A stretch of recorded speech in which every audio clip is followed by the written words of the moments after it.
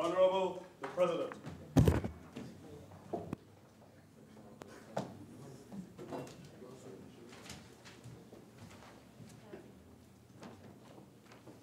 Let us pray.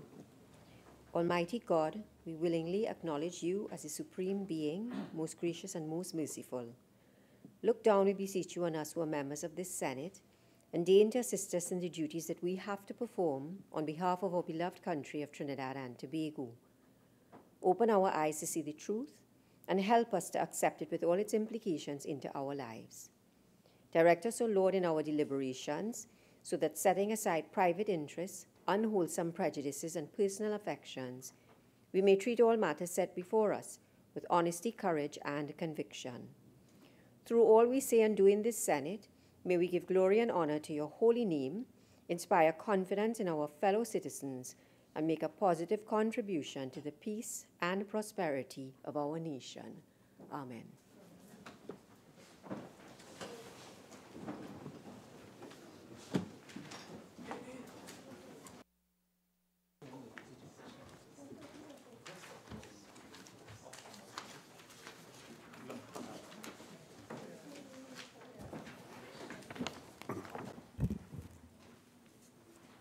Announcements by the President.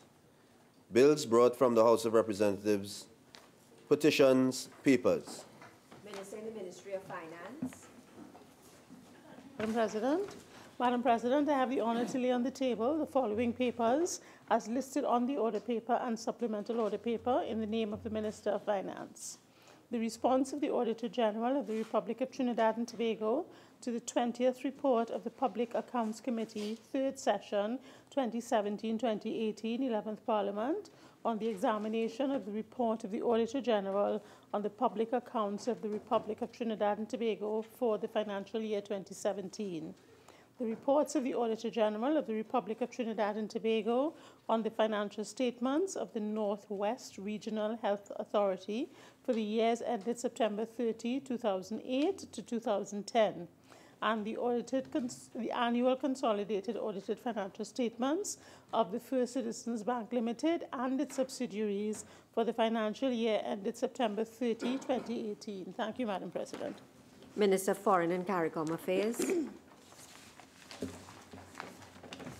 Madam President, I have the honor to lay on the table the following papers listed on the order paper in my name. The ministerial response of the Ministry of Foreign and CARICOM Affairs to the 3rd report of the Joint Select Committee on Foreign Affairs, 4th session, 2018-2019, 11th Parliament, and the circumstances surrounding Trinidad and Tobago's vote at the Permanent Council of the OAS on the request by the government of the Commonwealth of Dominica for a waiver of its contribution to the annual budget of the OAS on 23rd March of last year, 2018. Thank you. Mr. Vice President. Madam President, I have the honor to lay on the table the following papers as listed on the order paper in my name. The annual report to the Police Service Commission for the year 2017. The delegation report on the World E-Parliament Conference 2018 held in Geneva, Switzerland on December the 3rd to the 5th, 2018. Leader of Government Business. Thank you very much, Madam President. Madam President, I have the honor to lay on the table the following papers as listed on the supplemental order paper in the name of the Minister of Public Administration and the Minister of Education. The ministerial response of the Ministry of Public Administration to the 16th report of the Public Administration and Appropriations Committee, 3rd session, 2017-2018, 11th Parliament, on an examination into the implementation of the public sector investment program. The ministerial response of the Ministry of Education to the 7th report of the Joint Select Committee on State Enterprises, 3rd session, 2017-2018, 11th Parliament, on an inquiry into the efficiency and effectiveness of the Education Facilities Company Limited in managing the construction and repairs of government and government-assisted schools. Reports from committees. Minister of Agriculture, Land and Fisheries. Madam President, I have the honor to lay on the table the following report is listed on the supplemental order paper in my name. The interim report of the Special Select Committee established to consider and report on the Sexual Offences Amendment Bill 2019, in the 4th session 2018-2019 of the 11th Parliament. I thank you.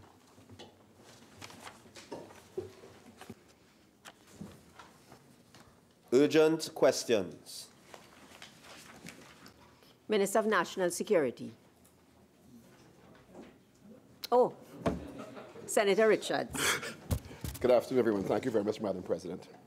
To the Minister of National Security, given reports that the Trinidad-based relatives of Venezuelans who were denied entry into the country have engaged in acts of intimidation against immigration officers, how does the government intend to address the safety concerns of these officers? Minister of National Security. Thank you. Thank you very much, Madam President. Madam President, this is a matter that only came to my attention last week when I was on a visit to the port in Cedros, and immigration officers there told me they had had a couple incidents with persons who were turned away, and it's not relatives on that instance of Venezuelans who were turned away, but rather persons of interest who came to collect them. We immediately discussed it with immigration, with the police there on post, and I'm currently working on a plan for the immigration officers at Cedros. The first I heard about this incident was when the media reached out to me yesterday, and I only saw the message last night. Again, there's a suggestion that it's relatives. We're not certain it's relatives, but what we're certain of, they're Trinidadian nationals who have followed immigration officers after they've refused entry. I am going to be suggesting to the Commissioner of Police, especially at Piarco and other legal ports of entry where our immigration officers are, that we set up some sting operations, some undercover police operatives who would be following immigration officers and around in these areas. So if anyone is found intimidating any immigration officer, they will be charged with the full extent of the law and criminally charged at that. Senator Richards. Thank you very much, President.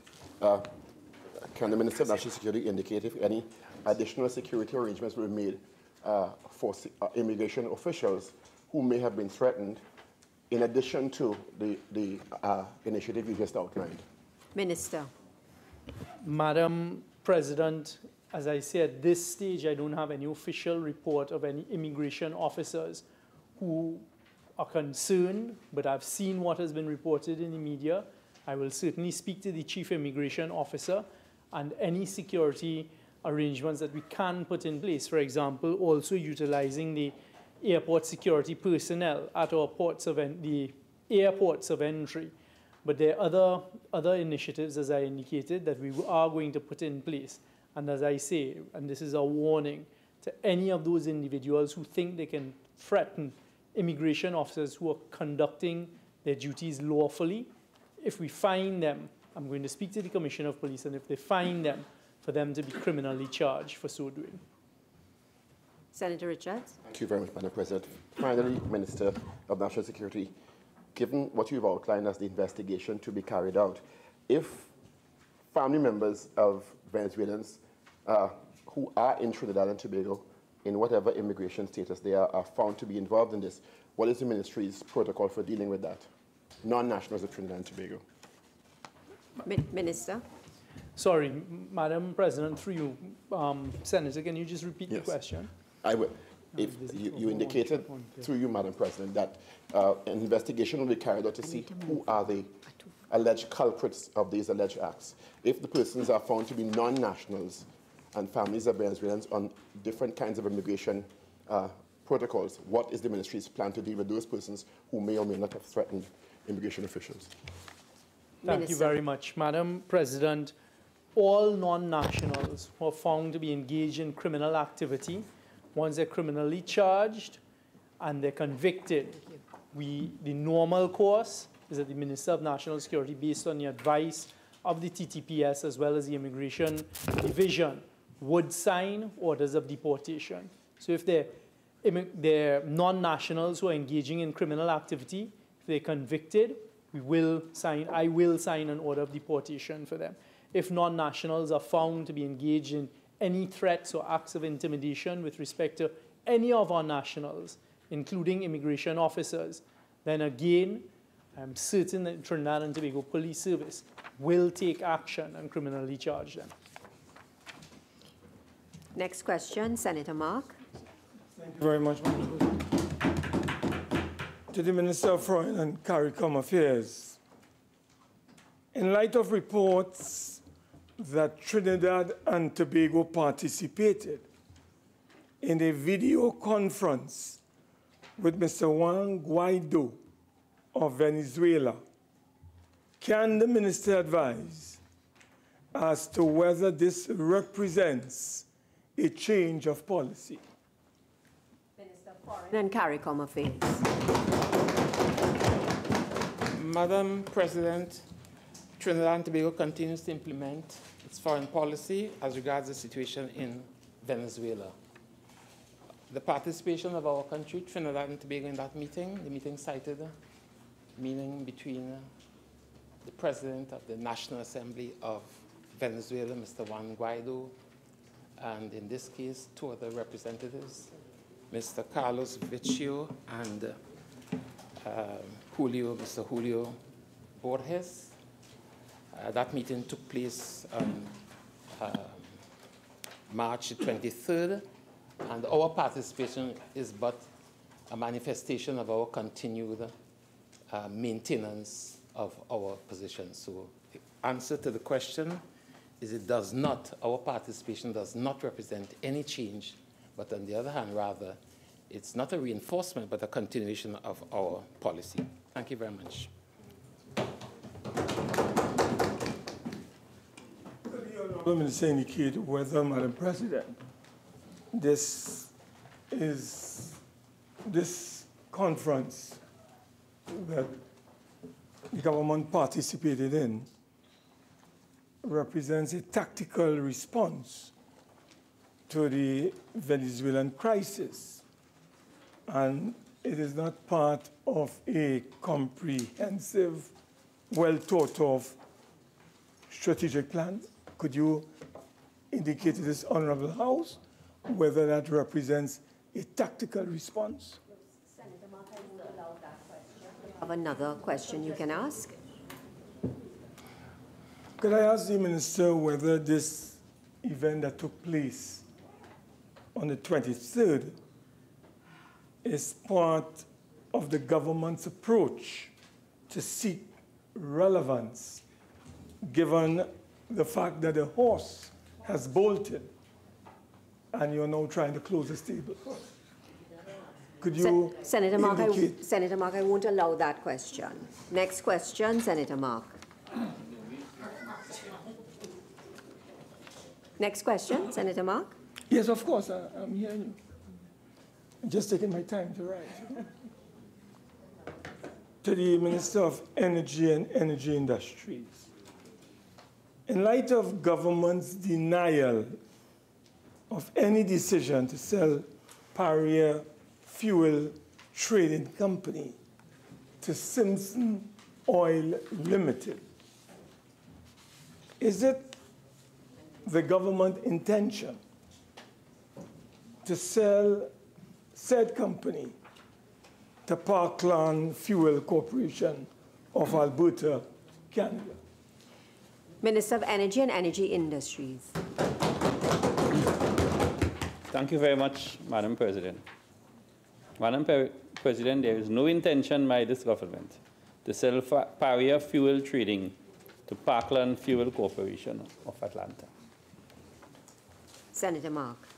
Can the Honourable Minister indicate, Madam President, whether this particular company has expressed an interest in purchasing Pariah Trading Fuel Company? Minister. Madam President, Pariah Fuel Trading Company as a company is not for sale.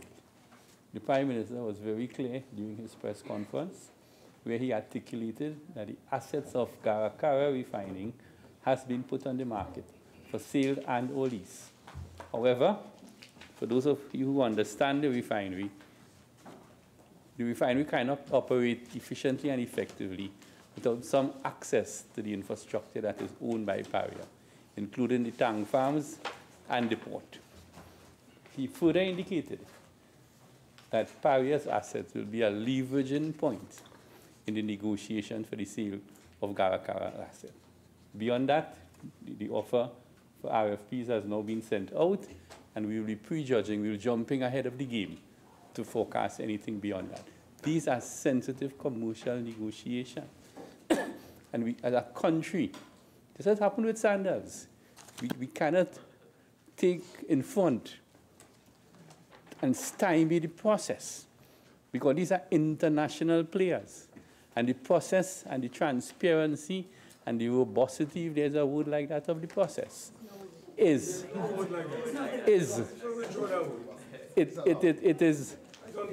is very, very, very, very important. And I want to warn the opposition that do not go down that road, because it is hurting Trinidad and Tobago. Madam President, may I just indicate, members, that the time for urgent questions has expired, but there has been agreement today that we will hear all the answers to all the questions. Continue, Senator Mark. Thank you very much, Madam President. May I ask the distinguished Minister of Energy and Energy Industry, having regard to statements attributed to have been made by Mr. Espine, Wilfred Espine, to the extent and which was supported by the Honorable Prime Minister, that a joint approach to the sale of the refinery along with Paria, leveraging purposes, can occur. Can the Minister therefore indicate whether Simpson Oil Limited, along with Parkland Fuel Corporation of Alberta, Canada, can ultimately end up buying both the refinery as well as Paria Fuel Trading Company Limited? Can you clear the air on that for us? Senator Mark, I will not allow that question, and I just want to remind members that a supplementary question cannot be longer or should not be longer than the original question. Last question, Senator Mark. To the Minister of Rural Development and Local Government, given reports that the Diego Martin Regional Corporation has run out of money, causing workers to have their workdays reduced, what urgent measures are being effected to immediately rectify this situation? Minister of Rural Development and Local Government. Thank you very much, Madam President, and I want to thank Senator Mark for this urgent question. The Minister of Finance is making arrangements to provide additional funds to the corporation to ensure that all workers remain employed and their workdays are not reduced. Thank you. Senator Mark. Can I ask the Honourable Minister, through you, Minister, can you advise this Honourable Senate how long have the workers of the Diego Martin Regional Corporation, the 532 or thereabouts, or less, you can tell me if I'm wrong on that, can you tell us how long have they been working on a 8-day and 5-day period as opposed to their normal 10 days per month? Can you tell us how long this has been happening? Minister. Madam President, the corporation, the council and the administration have been meeting with the union over the last, it was brought to my attention last week, and hearing about it immediately, I contacted the corporation and made arrangements, but to give me the specific time, I will have to get the specific answer for you. The period, how long? Senator Mark. Madam President, can I ask the Honourable Minister, what can you share with the Honourable Senate, what were the factors or maybe reasons for finance, monies running out at the regional corporation? Can you share with us what are the reasons for this development that resulted in this situation that I've outlined? Senator Mark, that question doesn't arise.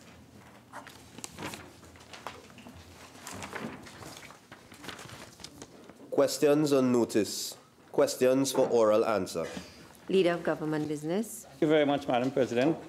Madam President, the government is pleased to announce that it will be answering all questions, save and except question number 134 and question number 172.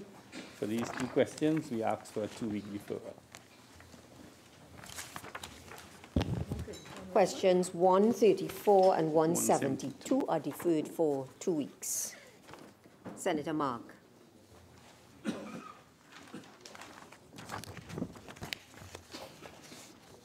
Question number 78 to the Honorable Minister of Social Development and Family Services.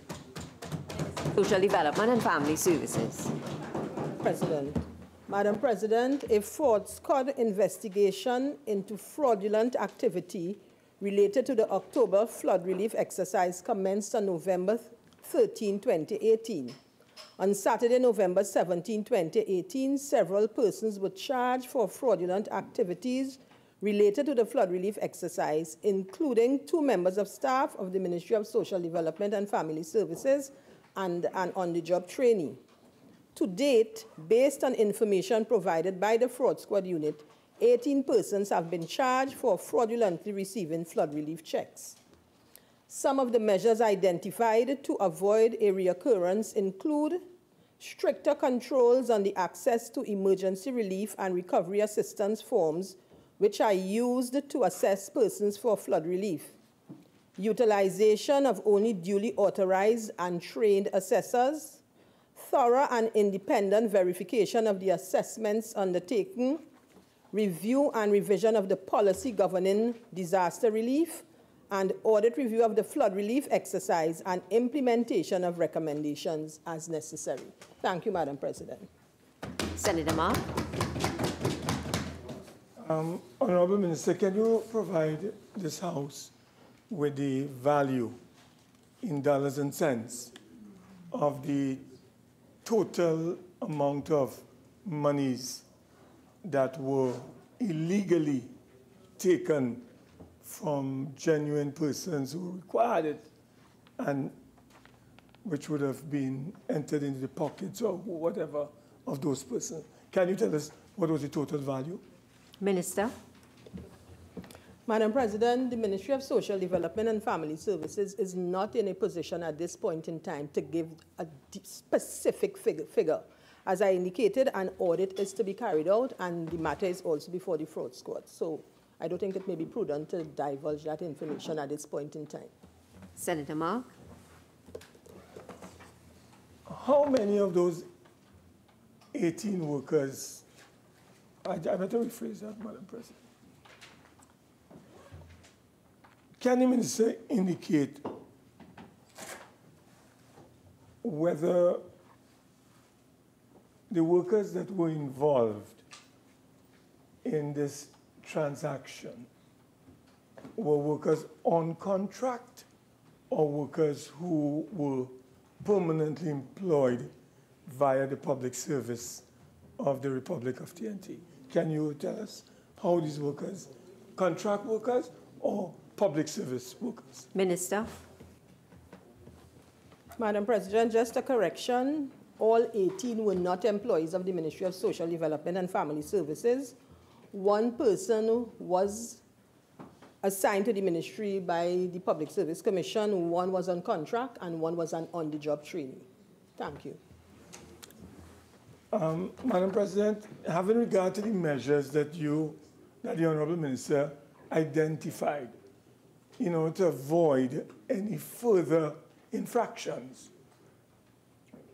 in the future, can you indicate to this Senate whether the ministry has undertaken an assessment of the human resource needs that would be required to effect and operationalize those measures? Can you share with us how many persons you would need and maybe the kind of personnel that you would need to ensure that we properly police the system from here on in? Madam President, the ministry is currently reviewing its staffing needs. I would have also have indicated that we are also looking at the policy that would govern the whole issue of that disaster relief.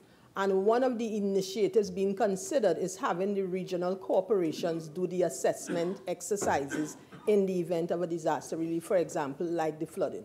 So at this point in time, it is not practical to indicate what numbers would be required until we have clearly approved and identified a policy moving forward. Madam President, do I have a final one? Yes. Having regard to the fact that the rainy season is just about a month or maybe less away, can you indicate, Honorable Minister, when would this new policy be effective so that when the new policy would be effective, Madam President? Minister. Madam President, I do not have a specific date, but I wish to assure the Senate that things and systems would be in place so that come rainy season, we can deal effectively with any flooding that we have in Trinidad or Tobago. Next question, Senator Mark. Question number 90 to the Prime Minister. Minister in the Office of the Prime Minister. Thank you, Madam President. Madam President, the remit for children rests with the Office of the Prime Minister, Gender and Child Affairs. The Office of the Prime Minister is committed to protecting the nation's children from all grievous acts of violence. The protection of the nation's children continues to require a multifaceted and multi-sectoral approach and involves several ministries and agencies of government. Some of the measures being implemented include building the capacity of the Children's Authority to address the needs of the nation's children by increasing the staff and establishing additional assessment centers and regional offices. Training persons in positions of trust with children to recognize signs of abuse and to take action to protect children. Trainees included teachers, social workers, guidance officers, coaches, bus drivers, and parents. Public service announcements in the media, including social media, to sensitize parents and the general public on the signs of child abuse and how it is to be treated.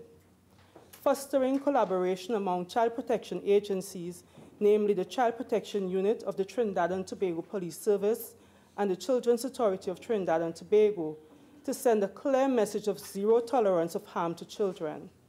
This increases the likelihood of alleged perpetrators being brought to justice while providing the necessary psychosocial intervention and support required for affected children and their families. To support these measures, the first draft of the National Child Policy and a 2-year National Child Protection Implementation Plan for 2019 to 2020 has been developed in collaboration with all agencies involved in child protection. The plan seeks to improve the coordination and effectiveness of all child-related agencies. The plan includes 1, the development of the National Child Protection Protocol, 2, National Child Protection Research, 3, the development of a National Child Safeguarding Strategy, 4, capacity development of child protection workers, 5, decentralization and expansion of the Child Guidance Clinic, and 6, the establishment of a case management system in all agencies. I thank you, Madam President. Senator Mark.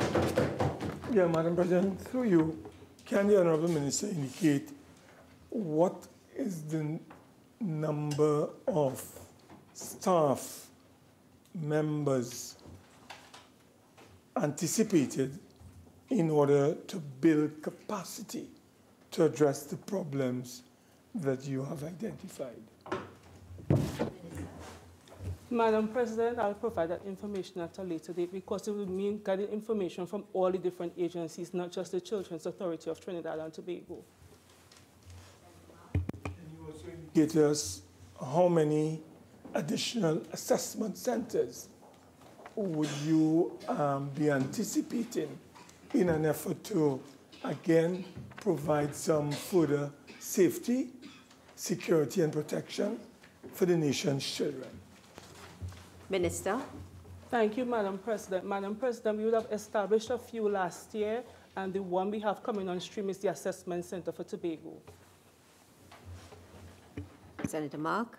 Can I ask the Honourable Minister, when will the first draft policy on children, or what is called the first draft of, I think it's child policy, if I didn't pick up clearly, can you tell us whether that policy will be tabled in the Parliament?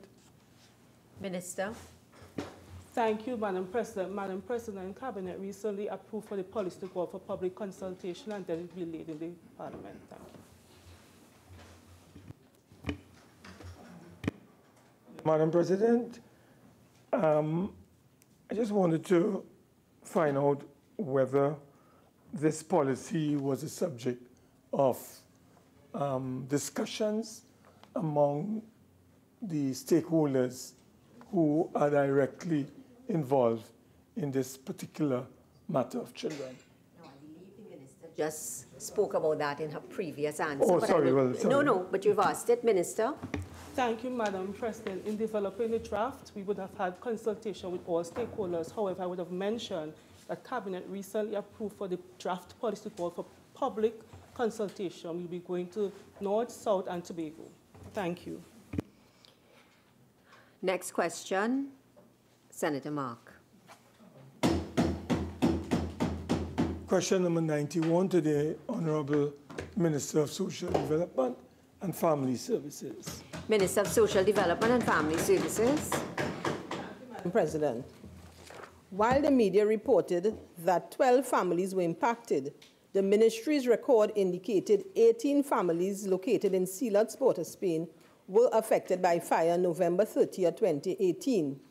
Initial assessments indicated that the homes of 12 of these families were completely destroyed and the occupants are being accommodated by family members or friends.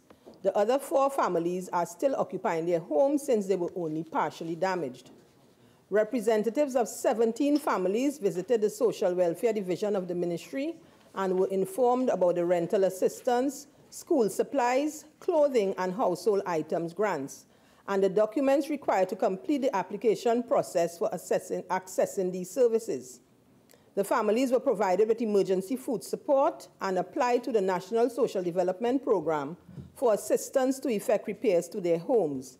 These applications have either been or are being processed in accordance with existing guidelines.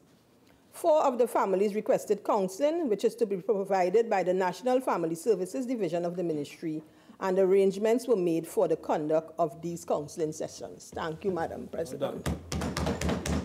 Senator Mark. Yes, can I ask the Honourable Minister what efforts are being made to have these families access emergency HEC housing in the interim while they're trying to repair their homes? What efforts are being made by your ministry to facilitate that? Senator Mark, based on the answer given, I don't think that question arises. No, she said that. Next, you have another supplementary question you can ask. Yes. May I ask how many of the families have actually accessed and received the grants and the various services that they are entitled to? Can you clear for us, out of the 18 families, how many have actually received grants, Madam President? Minister. Services. Madam President, families applied for the house repair grant, household items grant, and school supplies grant. In terms of the household items and school supplies grant, all grants were processed and approved and are awaiting payment. In terms of the house repair grant, those could not be completely processed because we are awaiting non-objections from the LSA as those victims occupy state lands. Madam President, can I ask the Honourable Minister, is there a particular time frame for emergency cases of this nature for us to get, the ministry that is, to get a rapid response from the Land Settlement Agency? Is there a time frame that it's normally given for such a response? Madam President, there is not a specific time frame, but we work very closely with the LSA, and in most instances, they tend to provide the documentation within a reasonable time frame. Can you indicate, therefore, Madam President, through the Honourable Minister, through the President, rather, to the Minister, can you assure this Parliament or give us the assurance of any definitive time frame when this matter involving the LSA will be settled and addressed so that these people can gain whatever they require? Can you give us any assurance? Minister. Madam President, I would not be in a position to give a definitive time frame under which the LSA will act.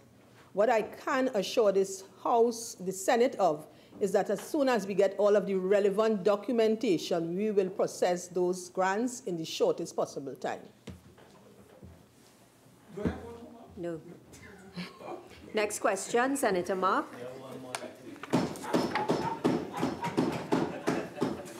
Thank you very much, Madam President. Question number 92 to the Minister of Health. Thank you very much, Madam President. Madam President, in answer, I am advised that those claims have been found to be totally erroneous and that no inexperienced nurses are replacing experienced nurses at the neonatal intensive care unit at the North Central Regional Health Authority. Therefore, Part B does not apply.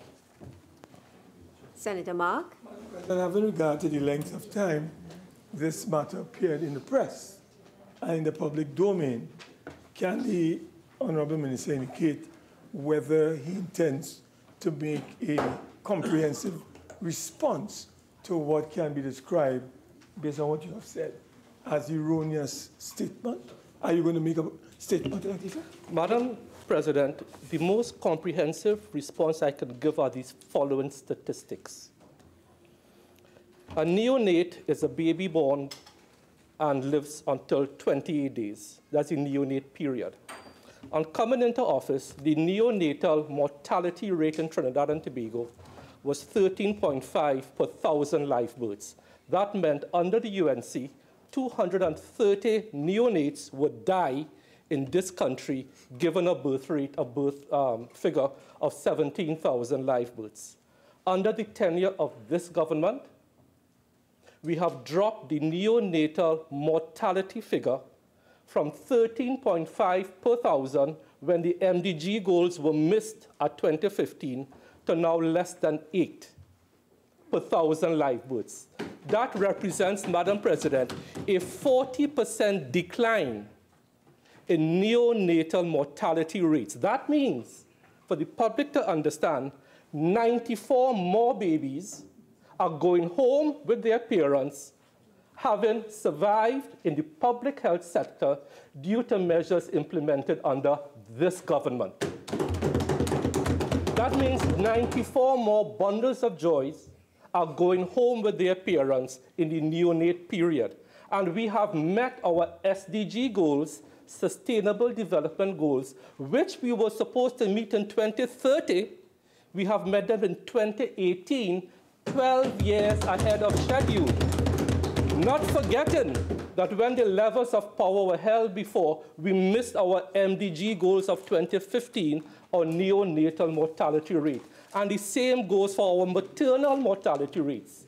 We have met our SDG goals of 2030, 12 years ahead of schedule.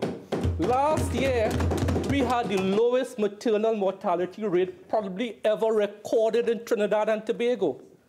And this type of news goes totally unrecognized. And I want to thank the experienced nurses at the NICU, at Mount Hope, for the sterling work they have done in reducing our nation's neonatal mortality rate from 13.5 thousand live births to 8 per thousand live births, meaning 94 babies are going home. Thank you very much, Madam President. You would agree with me before you arrive on the compound of that ministry. Systems, policies, programs, and plans would have been put in place by the previous administration so that you could reap the benefit of what you are reporting today. Would you not agree with me? They did nothing. Next question, Senator Mark. Okay, Senator Obika. Thank you, Madam President. Question number 135 to the Minister of Energy and Energy Industries. Minister of Energy and Energy Industries. Thank you very much, Madam President. Madam President, in response to question Roman 1, the revenue generated from crude oil exports by Heritage Petroleum Company Limited in December 2018 and January 2019 was US $38,309,368. That's for December, and for January, US $64,405,490, for a grand total for the 2 months of US $102,714,857, or approximately TT 700 million TT dollars. In response to Roman 2, the total expenditure by Pariah Fuel Trading Limited on importing each of the refined products produced for December 2018 and January 2019 was 61 million, or 415 million TT, broken down as follows. Diesel, US 9.8 million in December 2018 and US 10.68 million in January 2019. Super, US 14 million in December 2018 and US 14.2 million in January 2019. Premium, US 2.1 million in December 2018 and US 2 million in January 2019. Jet fuel, 0 million, 0 total in December, which none was imported because there was stock, and US 8.2 million in January 2019. It should be noted, however, that approximately half of the fuel imported by Pariah Fuel Trading Company Limited is re-exported to regional markets, thus earning additional foreign exchange. The Pariah Fuel Trading Company Limited did not import bitumen in December 2018 and January 2019. The expenditure by Lake Asphalt, however, of Trinidad and Tobago on importing bitumen for December 2018 and January 2019 was 0 in 2018 December and US 325,000 in January 2019. So from a foreign exchange point of view, we're in a significantly better position as we speak with the exportation of crude. Senator Obika. Thank you very much, Madam President. To respond to the Minister's last assertion, can the Minister indicate what is the margin of profit on the crude oil exports? Minister. The profit statements of Heritage is made once quarterly and annually. So I don't have the profit information available. This is gross revenue based on export of crude. Senator Obika. If I were to be more specific, not net profit after administrative costs, but gross profit when you take away cost of sales. Minister. I don't have that figure with me, but I think that should be easily available. Senator Obika. Could the Minister submit same in writing if possible? Minister. I think so, no, and the shortest possible time. Next question, Senator Obika. Thank you, Madam President. Question number 136 to the Minister of Energy and Energy Industries.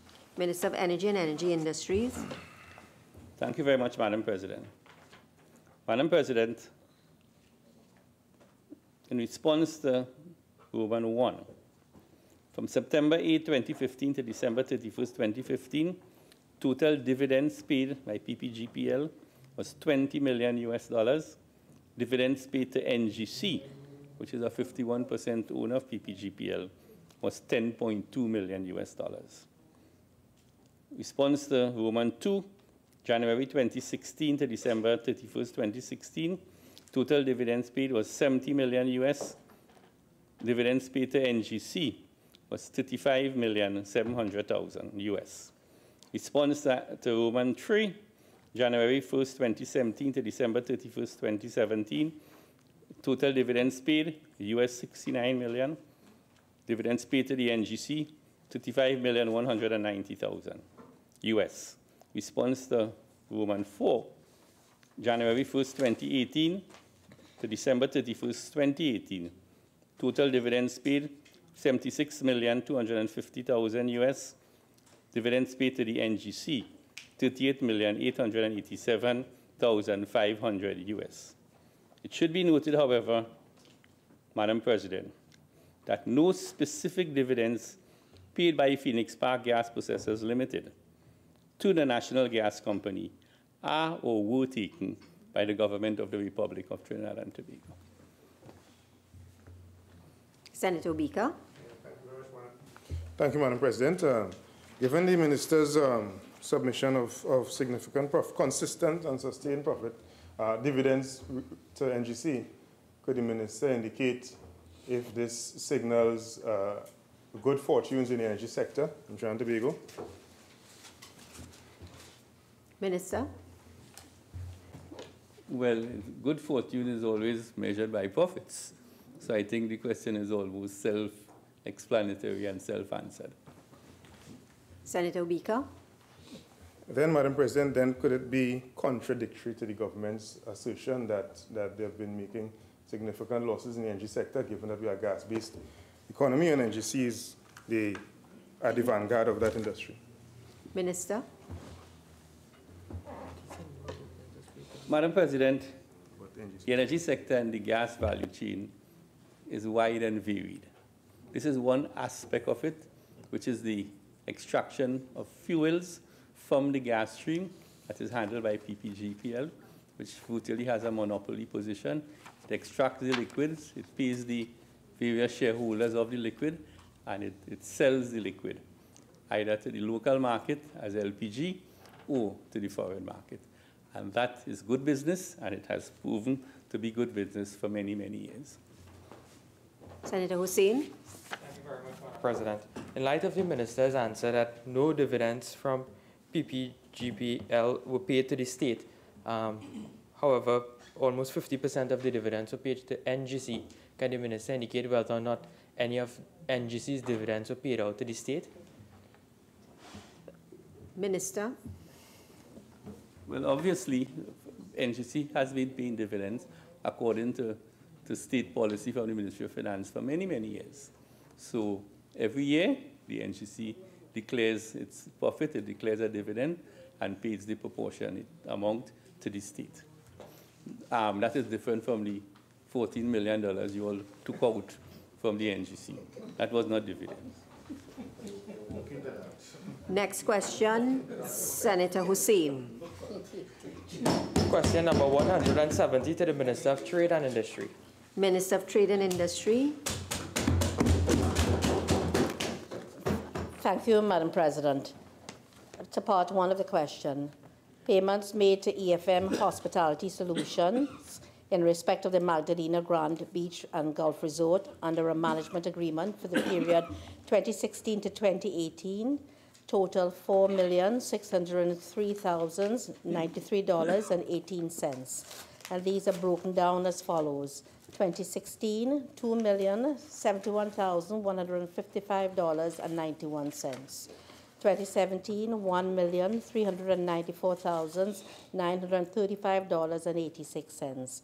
And 2018, $1,137,001.41. With regard to part two of the question, payments made to the operator of the Hyatt Regency Hotel for the period 2016 to 2018 will be submitted by the responsible agency, UDECOT, the Urban Development Corporation of Trinidad and Tobago, subsequently. To part 3 of the question, payments made to the operator of the Trinidad Hilton Hotel under a lease agreement for the period 2016 to 2018 totaled $17,751,454.12, broken down as follows. 2016, $6,446,149.56. 2017, $5,727,687.09. And 2018, $5,977,617.47. Thank you.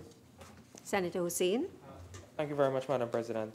Based on your answer given, through you, Madam President, with respect to part 2 of the question, Minister, can you give us a time frame in which UDECOT will provide this information for the Hyatt Regency Hotel? Yes, UDECOT had indicated that it needed 10 working days. I would imagine in the soonest, in a few more days, we would be able to respond to this question. Yeah. Next question, Senator Hussain. Question number 171 to the Minister of Health. Minister of Health. Thank you very much again, Madam President. Part A, the total cost of the project is TT 49,509,165.83 VAT exclusive. Part B, following the outcome of the procurement process, the contract for the design build works was awarded to Power Producers Limited, and Part C, the scheduled date of completion of the project is October 31st, 2020. Thank you very much, Madam President. Okay. Yeah, that's it. Motions relating to the business or sittings of the Senate and moved by a minister. Leader of Government Business. Thank you very much, Madam President. Madam President, having regard to the interim report of the Special Select Committee established to consider and report on the Sexual Offences Amendment Bill 2019 in the 4th session 2018-2019 11 Parliament, I beg to move that the committee be granted an extension of time to April 30th, 2019 to complete its work and submit a final report. Honourable Senators, the question is that the Special Select Committee appointed to consider and report on the Sexual Offences Amendment Bill 2019 be granted an extension of time to April the 30th, 2019 to complete its work and submit a final report. Those in favour say aye. Aye. Those against say no. I think the ayes have it. Public business, private members' business, motions. Senator Mark.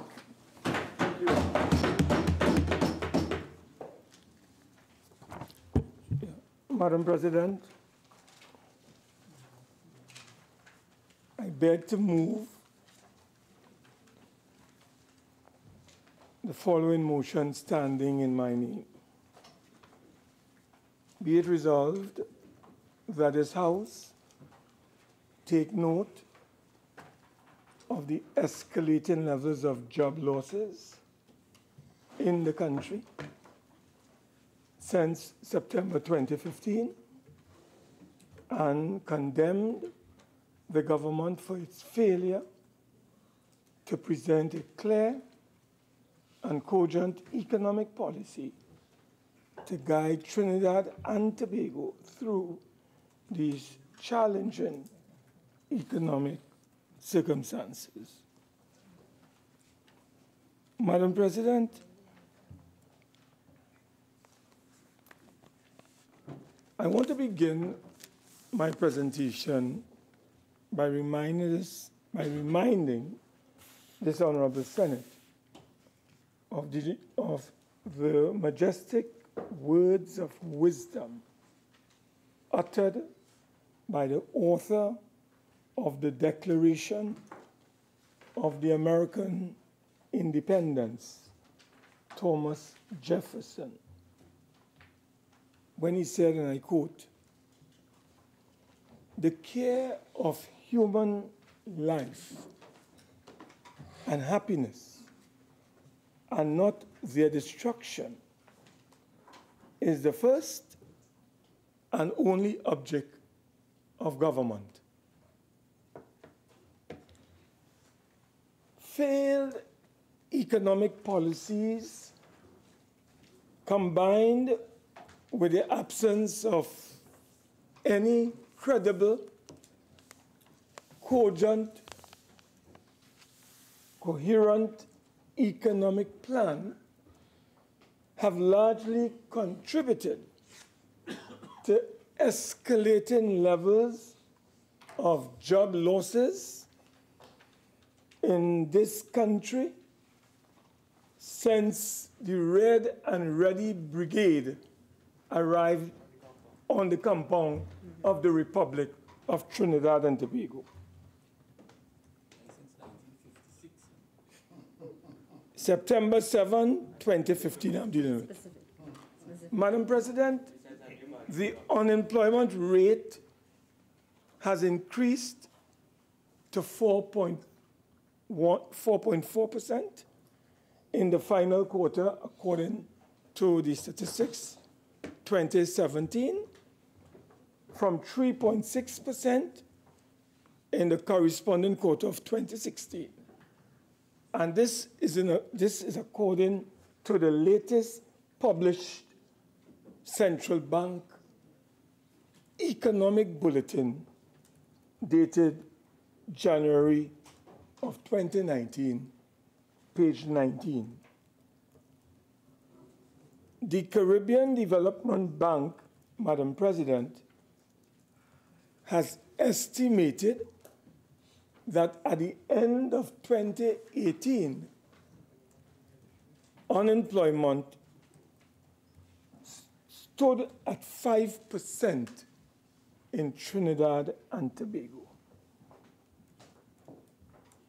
The Central Bank Economic Bulletin also says that there was a reduction of some 12,000 jobs during that period, as I've mentioned, while the labor force itself saw a loss of 7.6 thousand persons. The contraction in the labor force witnessed a decrease, Madam President, in the labor force participation rate to some 58.3% at the end of 2017, from 59% at the end of 2016. Madam President, in terms of gender, there was a larger increase in the number of unemployed women during that particular period. Some 4.2 thousand lost their jobs. Youth unemployment, persons between the age range of 15 to 24 years, Madam President,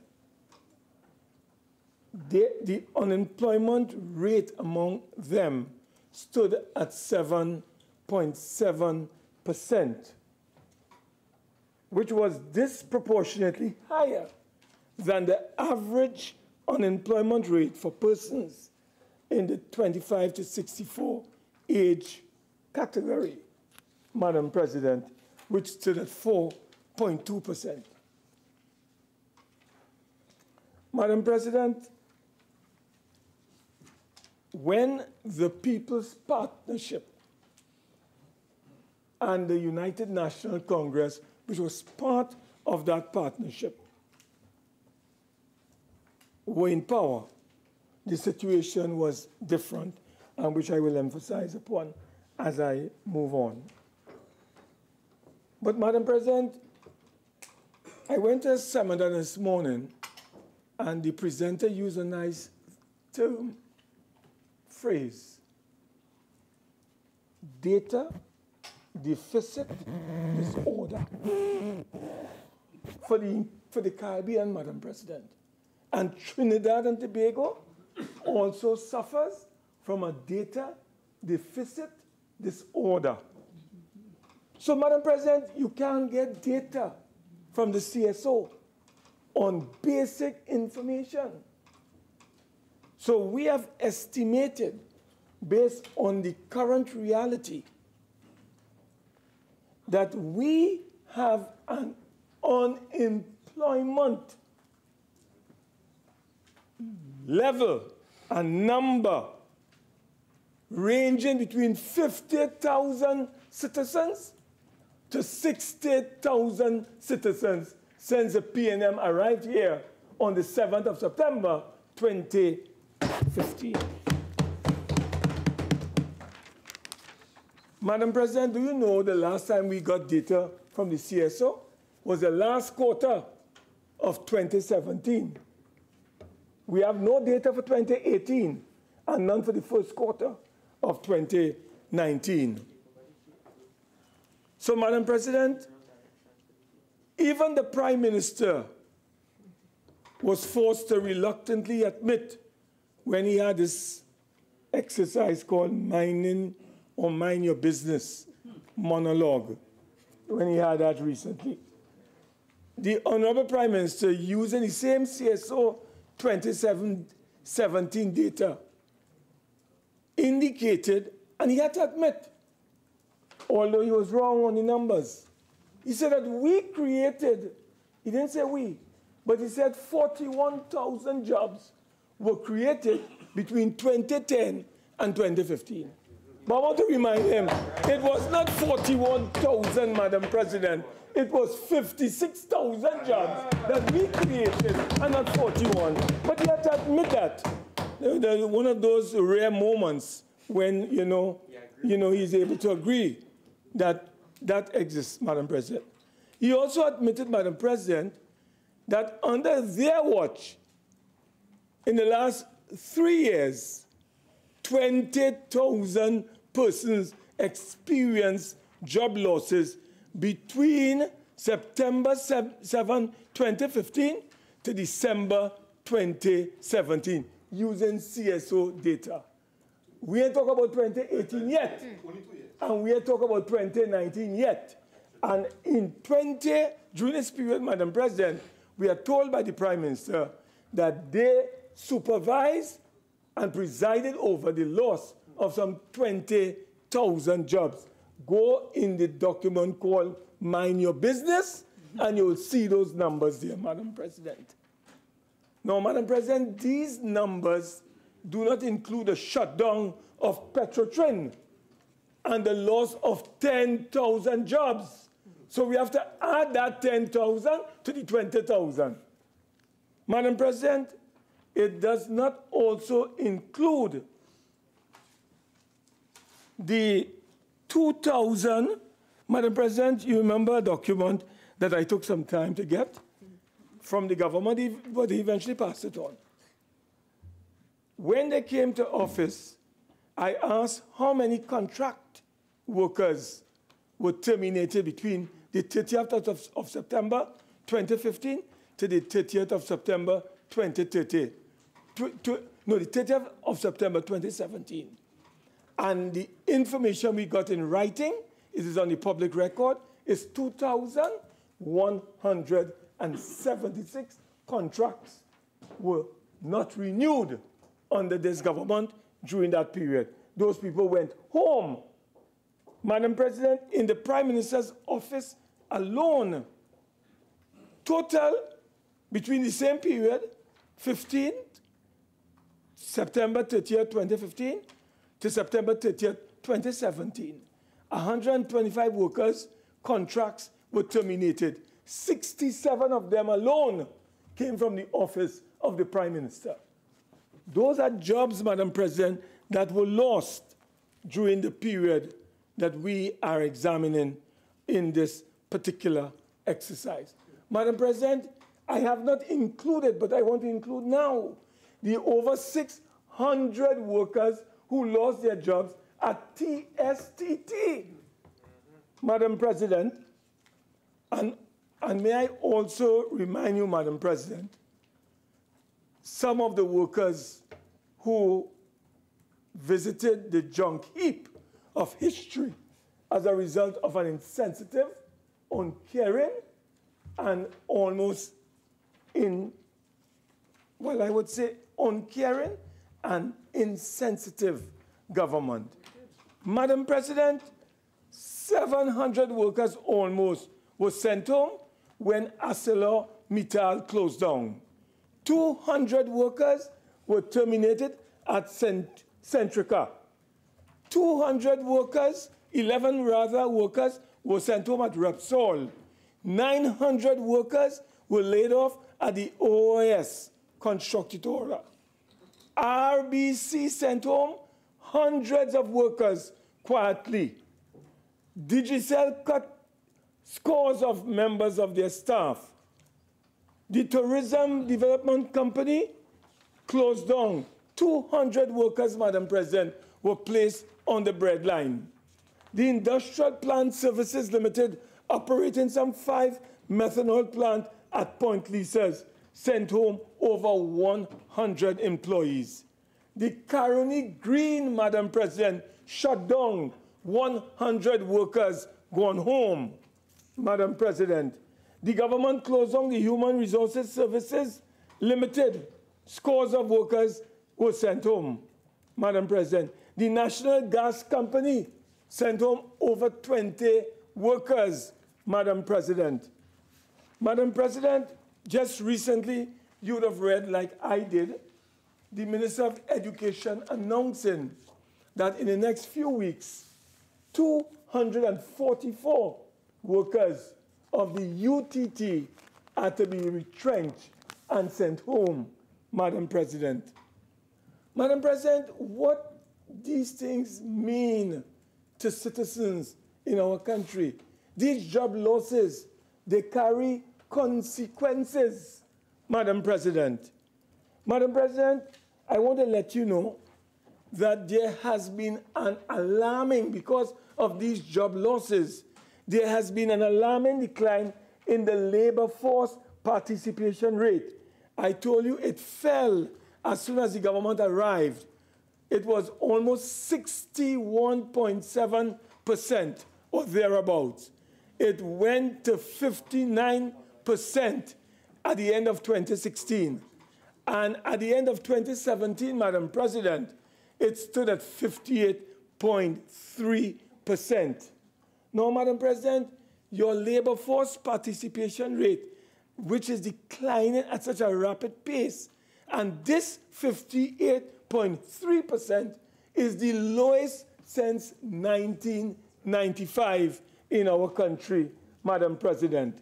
Madam President, when you compare other countries in terms of the labor force participation rate, Iceland is 87%. Belize is 70%. Jamaica is 65%. Bahamas is 74%. Madam President, Sweden, 75%. Madam President. Madam President, you know what is causing the decline in the labor force participation rate in our country? We have an aging population, which must be factored into this matter. We have what is called a high-level school dropout rate in this country.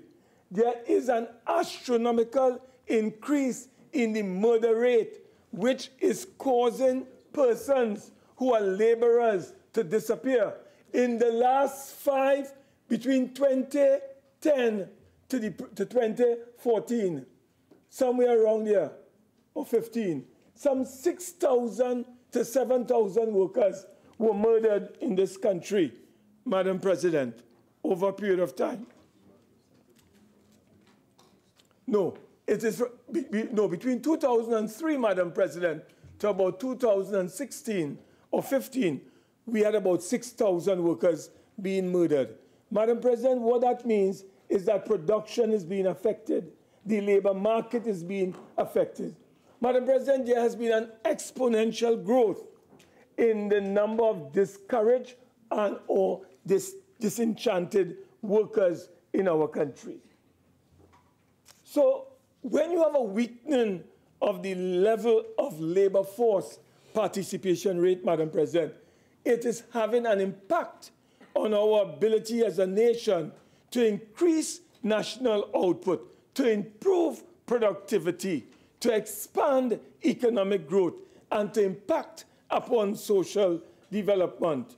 But, Madam President, what is even worse is that there's the phenomenon of underemployment in our nation, where people are supposed to be working for 40 hours a week, and they are working, Madam President, for half of that. Where they are supposed to be working for 5 days a week, they are working for 3 days a week, Madam President.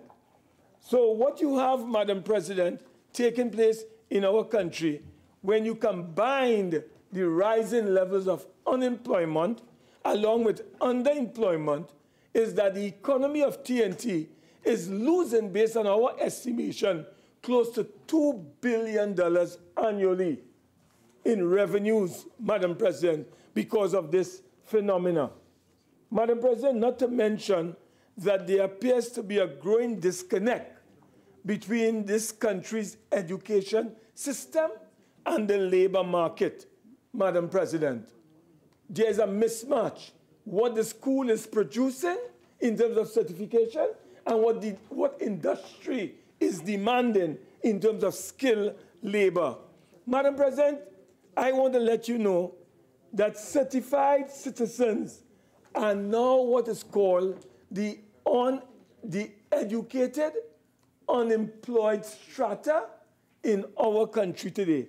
So you have medical doctors who are now selling chicken and chips. Medical doctors are now pumping gas in Trinidad and Tobago. You have dentists, Madam President, who are underemployed because they cannot find jobs in this country. Secondary school leavers cannot find jobs in this country. There is no employment. The government of this country has failed the young people of our nation. Imagine, Madam President, you have a son or I have a daughter, and we invest in our children, and we send them to the university, and they come out as doctors, and they have to sell chicken and chips in this country, and to go and sell gas in a gas station because the government has no jobs for them. That is a crime against humanity.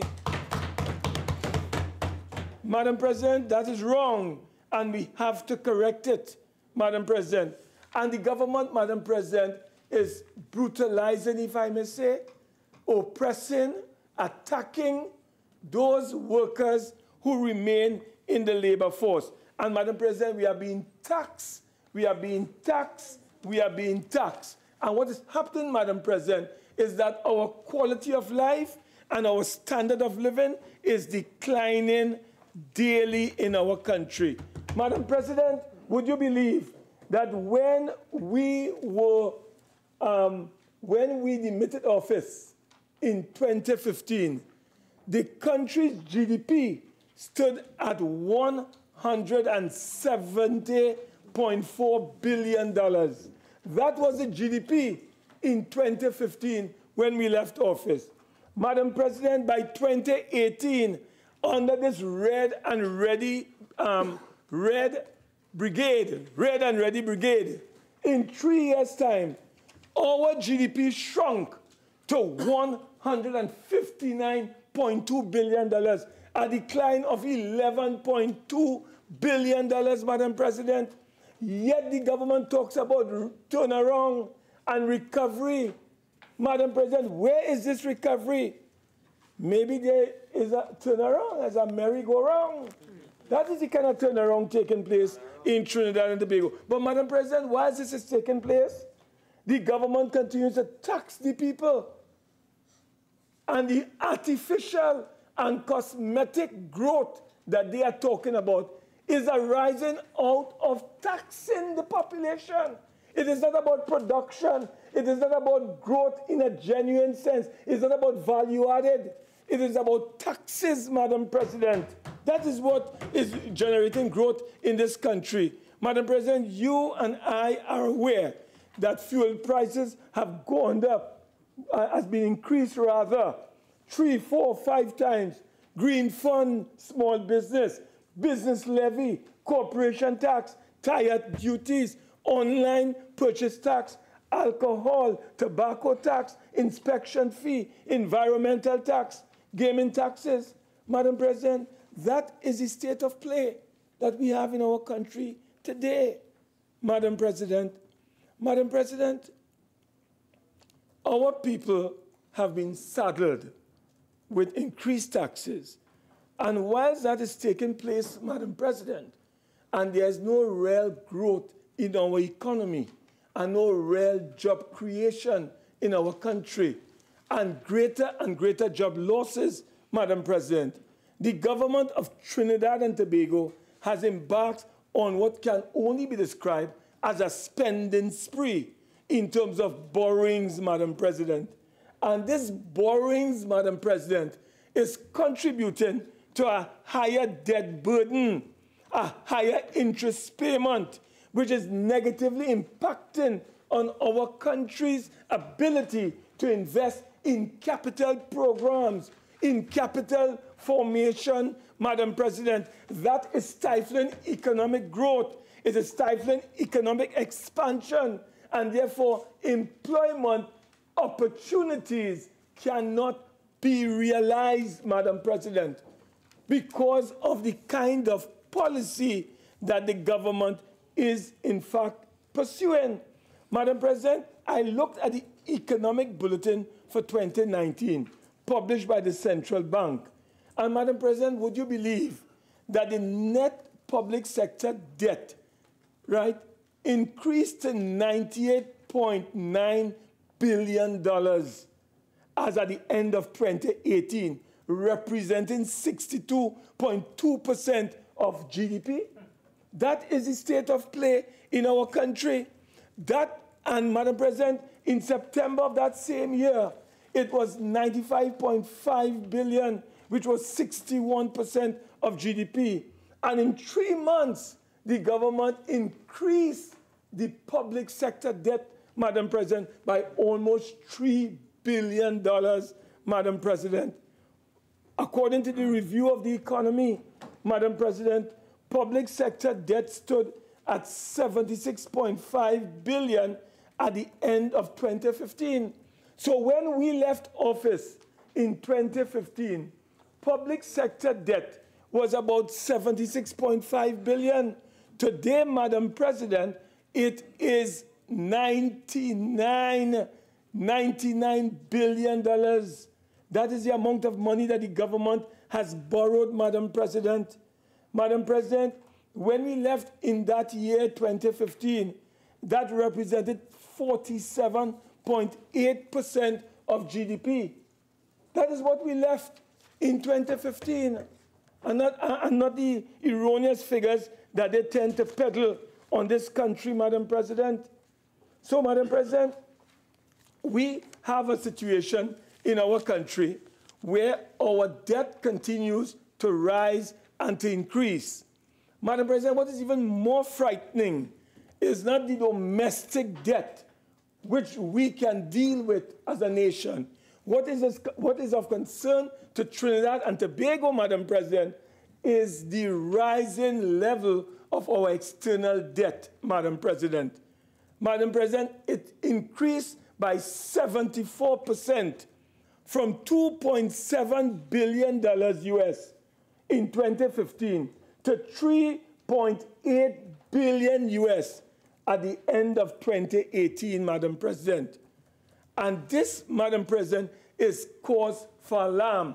It does not take into account the $1.4 billion that the new owner of Petrotrin, which is called the Petroleum Holding Company, is currently negotiated on behalf of the government, Madam President. That has not been included, Madam President. Madam President, I raise these points to let you know that when we look at our debt service in terms of interest payment, Madam President, you know what that is today? Debt service under the PNM stands at almost $9 billion. every year in terms of the last year in particular, which represents 20.5% of our revenue of $42.6 billion, Madam President. Madam President, in 2015, our total payment on debt, both external and domestic, was just about $5.6 billion out of a revenue at that time of $57 billion, representing just about 9.8%. So the P&M has gone from where we were, Madam President, of $5.6 billion, and they are now paying almost, as I said, Madam President, $9 billion.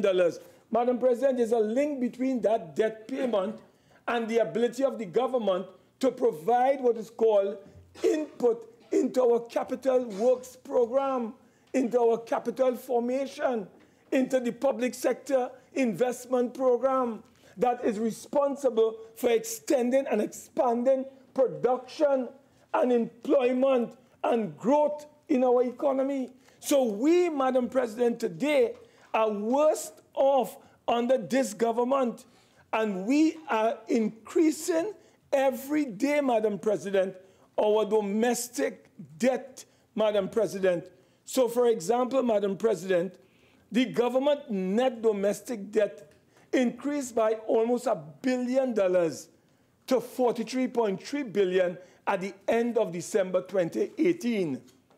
The central government guaranteed borrowings, what you call, Madam President, contingency liabilities, increased by $1.2 billion to $29.7 billion as at the end of 2018. And, Madam President, when you come to the external debt, we are now in the vicinity, when you convert the $3.73 billion to almost $26 billion TT, Madam President. So where are we going, Madam President? We have a lot of jobs that are being lost on a daily basis. And, Madam President, if I may say, the unemployment situation because of job losses is leading to increases in poverty, Madam President. It is leading to an increase in crime and insecurity and violence in our country. The last survey that we had on poverty, which they withdrew, read that we had almost 25% of the people of this country living in poverty in Trinidad and Tobago, Madam President. And I do not know when the government is going to table a proper report on poverty levels in our country.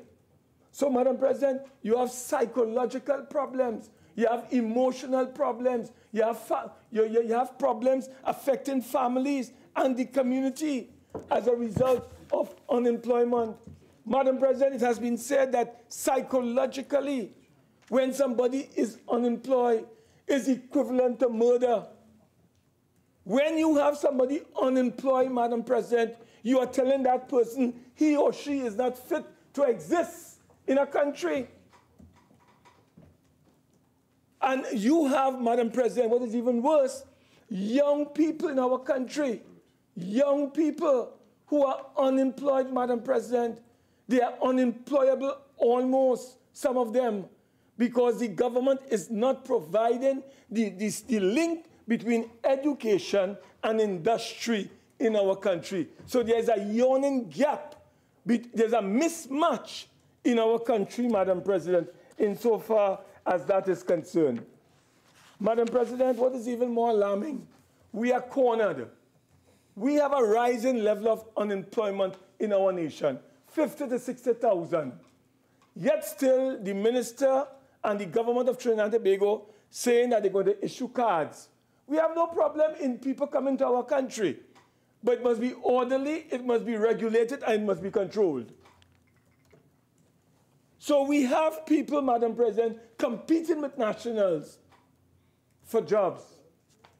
So, and it is not regulated. We need a migrant labor policy, and we need the government to establish legislation to deal with this issue. So, Madam President, we have a lot of challenges. We have the South American invasion. We have invasion from Africa. We have invasion from CARICOM.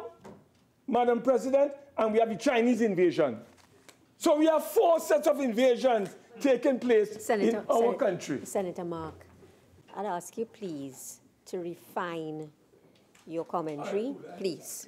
Yeah, in other words, we have unregulated persons coming from those various parts of the world, and there is no control on the inflows of these individuals, and they are competing and replacing locals in terms of job opportunities.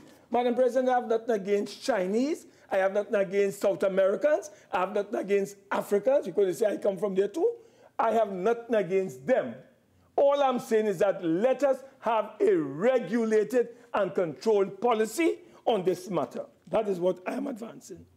But, Madam President, what is even more alarming is that whilst all this is taking place in our country, all this is going on, the government says they have no money. They cannot provide people with jobs in the country. But, Madam President, the government is involved in all kinds of vanity projects, Madam President. Projects that really are not generating any value to our nation, Madam President. I want to indicate, and I want to get into the rental business.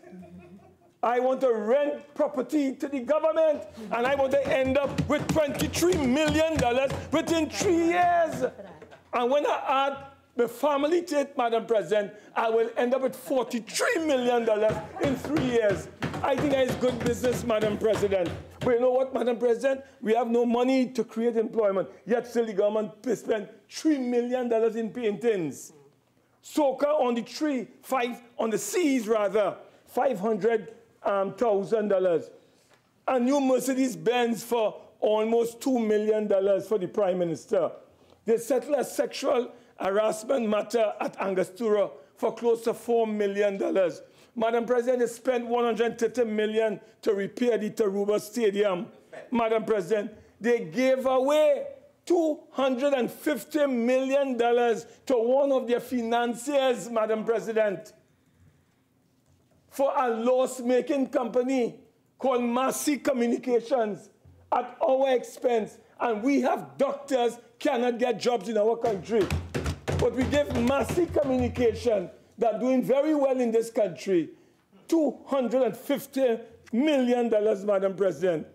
Then the government loaned to a toilet factory, $30 million, a toilet paper factory. Madam President, we don't know the owners of that toilet paper factory, but we lend them taxpayers' money amounting to $30 million, Madam President. Jazz Festival, $20 million. The Prime Minister building a house in Tobago, we understand, Madam President, it is estimated at $15 million. Please rephrase what you're saying, please. We understand, we understand, Madam President, that the Honorable Prime Minister is building a residence for the Prime Minister in accordance with the laws of the country, and it is estimated at $15 million. They just opened a stadium, a sporting complex in Diego Martin. $115 million, Madam President. A second phase to come. We don't know what is the value of it. And the thing was given, we understand, without tender. Yeah, you understand, Madam President? All these things are taking place. Hilton swimming pool, $7 million, Madam President. Wet lease for Liat, $4 million, Madam President. Settlement at the Ministry of Sport for inappropriate behavior, $150,000, Madam President. 4 boats, 2 ferries, and 2 Cape-class vessels, $1.6 billion, Madam President. All of these things are taking place. Madam President, I want to remind you, and I will remind the population when we go on the campaign trail, because we are campaigning, because I want to warn the government, that's how Mr. Franklin Kahn wanted to warn us today, the Honorable Senator Franklin Kahn. We want to warn them. You come with a snap election, you're dead. You come with an election in 20, we bury you. So we planning for any eventuality, a snap election or the real election. It doesn't matter, Madam President. So we are campaigning for them too. And I'm going to tell the people on the campaign trail that $100 million Madam President, was stolen from this country and the people in fake oil, Madam President. That is money that could have gone into investing in the human capital of our nation, Madam President. But the government doesn't care, Madam President. They do what they want, Madam President. But you know, Madam President, as my grandmother used to say, time longer than twine. You could run, as Vali said, may his soul rest in peace. You can hide. How long can you do that, Madam President? Madam President, under this government, there is no doubt, Madam President, that this economy has been split into two parts. One part consists of the corporations and the companies that are doing well. The banks are doing well. The conglomerates are doing well. Big companies are doing well. They are striving and benefiting from from the government economic policy, whilst the majority of our citizens are struggling, Madam President, and fighting to make two ends meet. This is a tone-deaf government, Madam President. They have done everything to make big business and giant conglomerates even richer and better in this country, whilst the poor people are under real pressure, Madam President. Madam President, I try to get data on the percentage of citizens in this country who are working for $15 an hour. I can't get it from the CSO. So I now have to estimate. And I've estimated, Madam President, that close to 40% of the labor force work for $15 an hour, which is close to 250,000 citizens in this country. That is the kind of poverty that we have in our country today, Madam President. So whilst they are doing good, Madam President, that is big business and the conglomerates and the banks, Madam President, our poor people are under pressure. The working class is under pressure in our land, Madam President. Madam President, they have created a bifurcated economy. That is what they have done. Yeah, the AG had to deal with somebody else just now, not me. Madam President, they have created a bifurcated economy in this country. Madam President, I was shocked.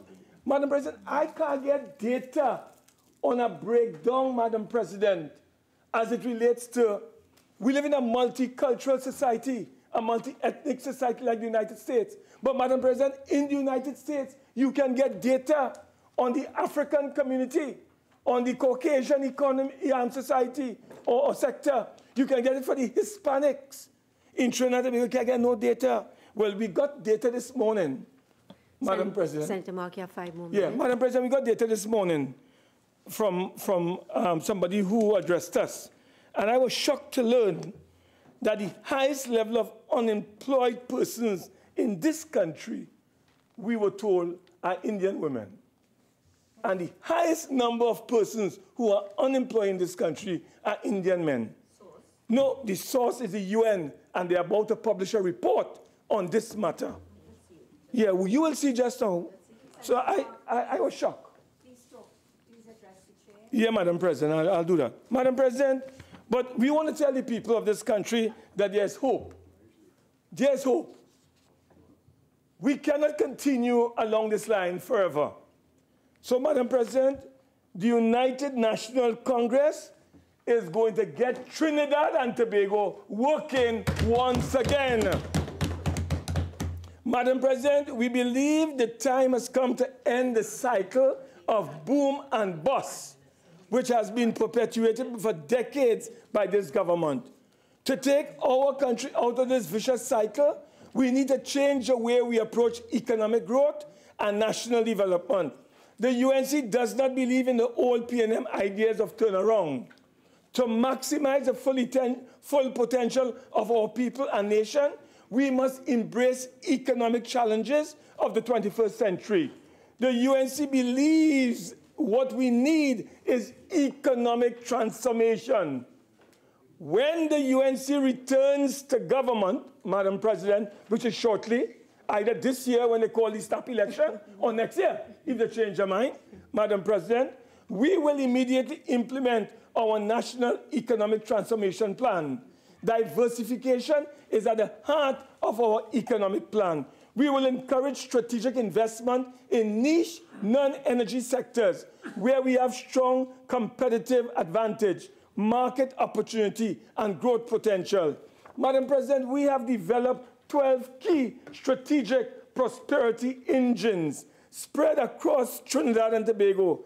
These prosperity engines will mobilize and engage the private sector, both local and international, Madam President, and will have large positive multiplier effects in kickstarting economic recovery, fostering growth, and supporting diversification and generating jobs. These prosperity engines will spur a dynamic, sustainable, technological, resourceful economy which allows our people to prosper and fulfill their potential. We consider the East-West corridor to be instrumental in becoming a conduit for national economic transformation. Madam President, there are 3 of our prosperity engines will be based along the East-West corridor. First of all, the Tamana Solar Tech Renewable Energy Park, the East-West Corridor Biotechnology Manufacturing Corridor. Then we'll have something called the Piaco Aircraft Maintenance, Repair, and Operation Hub. These are things that are designed to generate jobs, well-paying jobs, decent jobs for our citizens. Madam President, if I may, I have a few seconds left. I will tell you, Madam President, we have our own natural renewable resource, which is the sun, and we intend to make full use of the sun under the Tamana Solar Tech Park.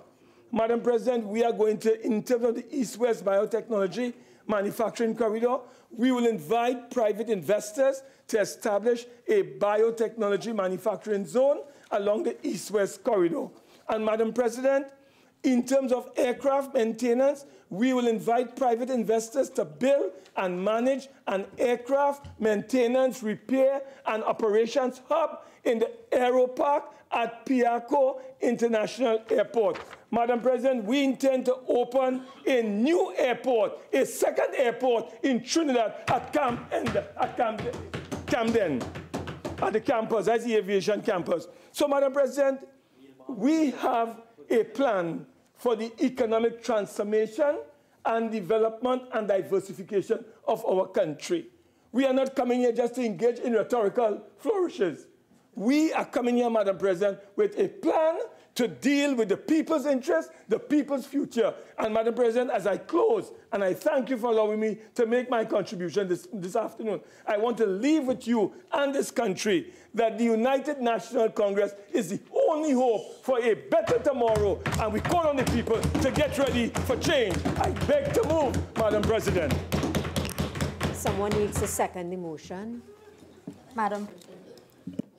Madam President, I beg to second the motion, and I reserve my right to speak at a later stage. The motion has been seconded by Senator Haynes. Honourable Senators, I will now propose the question for debate. The question is, be it resolved that this House take note of the escalating levels of job losses in the country since September 2015 and condemn the government for its failure to present a clear and cogent economic policy to guide Trinidad and Tobago through these challenging economic circumstances. Minister in the Ministry of Finance. Thank you, Madam President. Madam President, thank you for recognizing me and giving me the opportunity to contribute to the debate on this motion. Before I get into the substance of the debate, which deals with government policy, let me address some of the statistics raised by Senator Mark and highlight for the members of this Honourable House and for the public what situation we are in and why the employment rate is where it is. Let us not forget, Madam President, that under the prior administration, the Trinidad and Tobago enjoyed oil prices that averaged $95 a barrel. From 2011 to 2015, 2014. The prices dropped thereafter. In contrast, Madam President, the price of oil declined in 2017 to almost half of what it was during the period 2011 to 2014. It went down to an annual average low of 43.1% in 2016. And in fact, in that year, the price of oil actually went down at one point to $28 a barrel. So this is the context in which we find ourselves. In light of that, Madam President, that because Trinidad and Tobago is so significantly, the fortunes of Trinidad and Tobago are so significantly tied to the oil prices and gas prices, because until we succeed and diversify, until we stop chasing away opportunities like the Sanders project, we are significantly tied to the fortunes in the oil sector. So the decline in the energy sector prices and production over that period led to a significant decrease in the GDP real growth rate. And it went down to its lowest in the last 12 years in 2016, Madam President. However, notwithstanding that decline in our energy prices and in our GDP, I will let you know shortly where we are in terms of unemployment. But before I get there, because Trinidad and Tobago's fortunes are so significantly tied to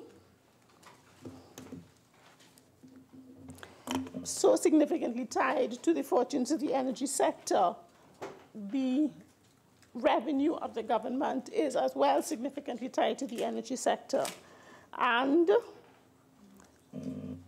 we went from oil and gas production giving us 45.1% of our tax income in 2008, an average of 30% of our oil revenue as a share of total revenue in the period 2011 to 2014, down to an all-time low of 1.2% in 2017. So, Madam President, in 2017, the government received income from the energy sector that represented only 1% of our total revenue. So that had a significant impact on the fortunes of the government and what the government could do. It represented a decline from $20 billion to a little less than $1 billion. So these are the economic times in which the government has been performing since it came into office in 2015.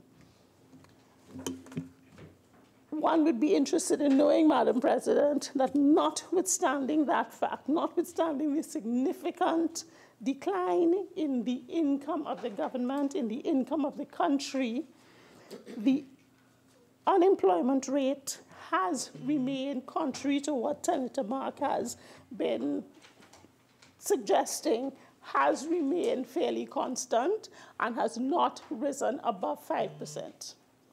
It went to a low in 2013, 2014, when oil prices were $97 a barrel, to 3.8%.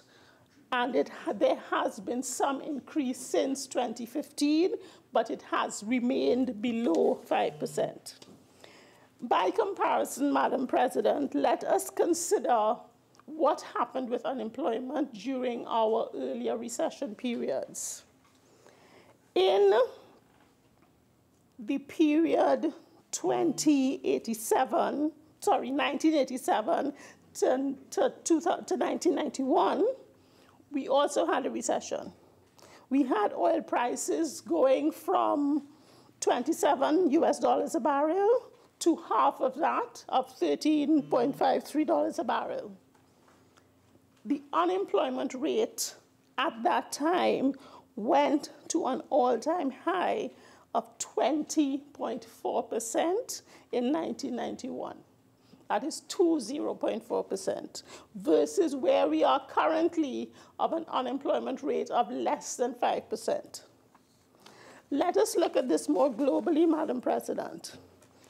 How does our unemployment rate of less than 5%, and the figure I have, which reflects a 2017 figure, because the figure I have for 2018, which is lower, is still unconfirmed by the CSO, and therefore I will refrain from raising it. So let us use the figure that we have from 2017 of 4.8% and compare it with what is happening elsewhere in the world. The US, for example, Madam President, is said to be in a particularly buoyant period of its economy. Its unemployment rate in January of 2018 was 4.1%. The UK unemployment rate, 4.3%. The Indian unemployment rate, 3.6%, and the Canadian unemployment rate, 5.8%, which is higher than ours. So, Madam President, in countries that are generally acknowledged to be doing relatively well, that are not in recessions, their unemployment level as a percentage is not significantly different from ours. We have, despite the severe economic challenges which we faced from 2015, managed to maintain a fairly consistent and steady and reasonably low unemployment rate. Now, while I do acknowledge that any loss of job is something that is not something to be celebrated, I think we can acknowledge that the management of the economy, the management of the situation was well handled by the government to ensure that we maintained a reasonable level of unemployment. You compare that, Madam President, to what transpired in the earlier recession period, where not only were jobs lost and unemployment went up to 22%, but public servants, for example, had to endure a salary cut, and that income was made up in the future. We have sought to avoid either terminating public servants or reducing their salary payments, despite the fact that the size of the public service salary bill is the largest it has ever been at $10 billion, following the negotiations of the last contract in 2014, just before the last government demitted office. So we have maintained jobs in the public service, we have maintained salaries at where they have been, and we have kept the unemployment rate relatively low, despite the very challenging economic times we have faced. And we have done this because, contrary to the motion introduced by Senator Mark, we do in fact have an economic policy that is sound, that is keeping the country afloat, and that is now allowing us to embark on a path of growth. So what we have been able to do over the first couple of years in office is that we managed to stabilize the situation, stabilize the economy, get things back in place to lead to a path of growth, and now we are embarking on projects to stimulate that growth. So, what are the pillars on which this government has based its approach to the economy? If you look at our Vision 2030, it lists 5 essential pillars. One is putting people first, and that is manifested in the fact that we have made every effort to maintain jobs, to maintain people's standard of living at a reasonable level. It is also manifested in the fact that we are seeking in our initiatives, which I will go into later, to foster innovation and creativity among our people. The second pillar, improving productivity. We are demonstrating that, living that on a day-to-day basis by focusing on infrastructural development in important areas, because this, in our view, provides the economic incentive to public and private sector participants. We, as was stated in the manifesto, and I quote, efficient and resilient infrastructure enables global trade, powers business, connects workers to their jobs, creates new opportunities for struggling economies. So infrastructural activity is important as part of our process of managing the economy in a sound manner.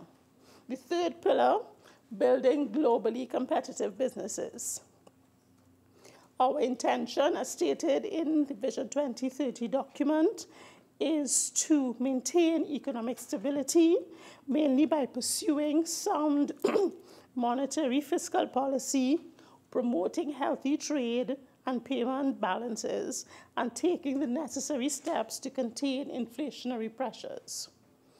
So among the things we are doing to build globally competitive markets is to improve the pillars, the infrastructure that is in place to allow people to conduct business efficiently. So, for example, the Attorney General's office is on the brink of launching its computerized service to allow for e-payments, to allow for e-applications, to allow for e-filings, all to more efficiently allow for the conduct of business, whether it has to do with company activity, land activity, and so on. The single electronic window, as being managed by the Ministry of Trade, is also to allow us to improve our doing business operations. There are several projects, sub-projects in place throughout the ministries to allow us to more efficiently conduct business. The introduction of the port scanners in Port of Spain and Point Lisas, also to allow for easier facilitation of trade. We are in the process now of reviewing our scanner needs and determining whether and how many additional scanners we need at our ports and our airports to promote that.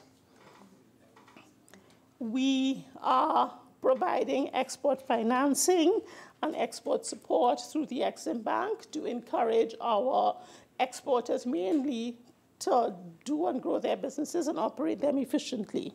And we have embarked on a plan to encourage public-private partnerships, because this government is of the view that the role of a government is not to carry the economy of a country, but to facilitate activity.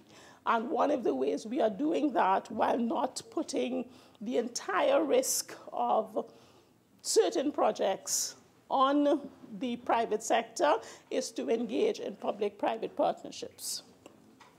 So, Madam President, we have embarked on several projects and several initiatives in fulfillment of our policy in the economic sphere, to stabilize the economy, as I said, to grow it, and to get us to a place where, while we continue to take advantage of the benefit that we have in our energy sector, we become less and less reliant on that sector and become a more diversified economy. So let us look at some of the specific projects that we have engaged in and we continue to engage in to fulfill this policy and our approach and our mandate. In respect of agriculture, Madam President, this government recognizes that security of land tenure is crucial to the progress of the local agricultural sector. And as such, what we have set out doing very deliberately through the Ministry of Agriculture, Land and Fisheries is to ensure that there is security of land tenure. We have been looking at the lease applications and other requests for land so that we put our agricultural sector operators in a position where they feel secure enough to make investments and grow that sector. We have embarked on a program of building access roads, improved drainage and irrigation systems in a number of areas across the country, including Tobago. We have resuscitated or in the process of resuscitating the cocoa and coconut industries through the Coconut Rehabilitation and Replanting Program and the Cocoa Rehabilitation Program. Because as the Ministry of Trade the Minister of Trade is always proud to indicate, our cocoa is very well regarded and there is a market for it out there, so we are seeking to improve our exports and increase our foreign exchange earnings through many venues, but that is one of the avenues through which we're seeking to do it. In addition, to encourage and grow the agricultural sector, which has been under severe challenges for decades, we have also introduced an agricultural financial support program which would provide new and existing farmers with grants of up to $100,000, so direct injection of cash to help them with their business activity and growth. We continue to provide tax incentives for equipment and raw materials and exempt their profits from income tax and corporation tax. We have subsidized loan programs. We have purpose-built markets. And there's several other initiatives to improve the activity in the agricultural sector. One of the most significant initiatives in that sector is the Moruga Agro-Processing and Light Industrial Park, which is currently under construction. And it is intended to provide facilities for canning, bottling, and freezing of finished product. And that is one of the areas where we have not taken full advantage of in the past. We providing a market for our farmers on the one hand and converting our agricultural products into more advanced products, so we improve the saleability, we increase the market, and we generate some foreign exchange. So we're focused on that, and we expect that industrial park to be open in the not-too-distant future and to give the agricultural sector a significant boost. We have also turned the sod for the establishment of a next-generation hatchery at Brechin Castle, Couva, and this project is expected to consolidate the poultry sector. In respect of energy, which we recognize continues to be the lifeblood of the economy, we are focused on that because we need to ensure that in the short term, while we diversify, that we give the energy sector the breadth that it needs to allow us the kind of income that we used to earn so that we can develop the other sectors and we can continue to provide support in the areas of social services and so on. So, policies for invigoration. We are revisiting the tax regime to ensure that the incentives that are given to the energy sector are sufficiently attractive to allow them to continue exploration. And we are seeing that in the activity that is going on in all of the sectors, including Trinity Exploration and Production, which recently made a significant oil refinery at Galeota that amounts to 700 million barrels. So we are providing them with incentive on the other hand, while moving away from the position adopted by the last government of removing from them any significant tax obligation which negatively impacted the fortunes of the country. So we are trying to balance earning that decent revenue from the energy sector while encouraging them to continue their operation. And we are having success in this area through discussion with the energy sector players.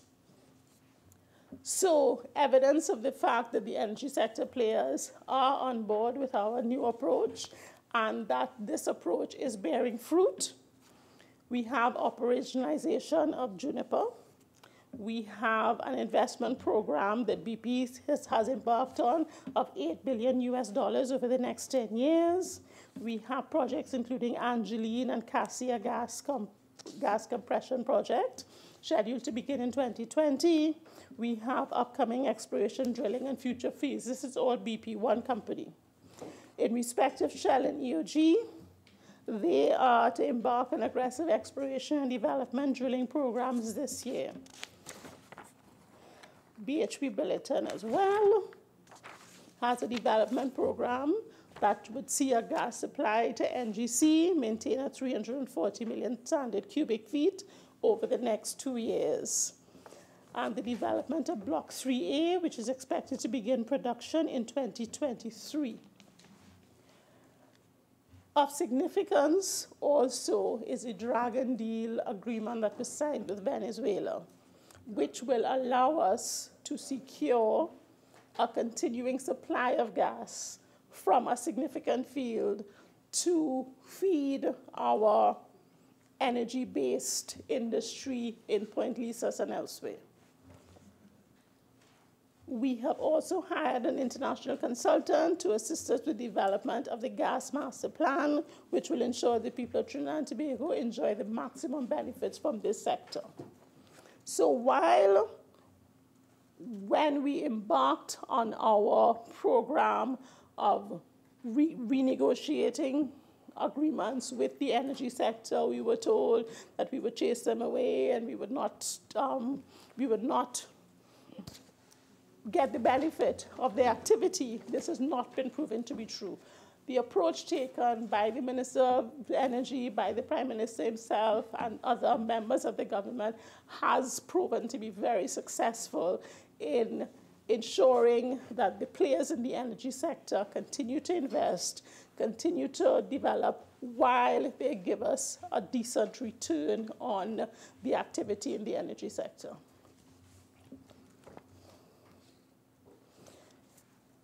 Downstream, there are projects that are coming on board, including the methanol to dimethyl ether complex at Union Industrial Park, La Brea, that not only has created 1,700 jobs during the construction phase, but when finished, it will generate a substantial number of jobs, foreign exchange, and activity in the Southwestern Peninsula. There are also 2 other downstream projects in aluminum production, which will generate foreign exchange because what it's doing is producing finished product to be used in the automotive sector and in electrical infrastructure. This, too, is expected to generate at least 1,000 jobs.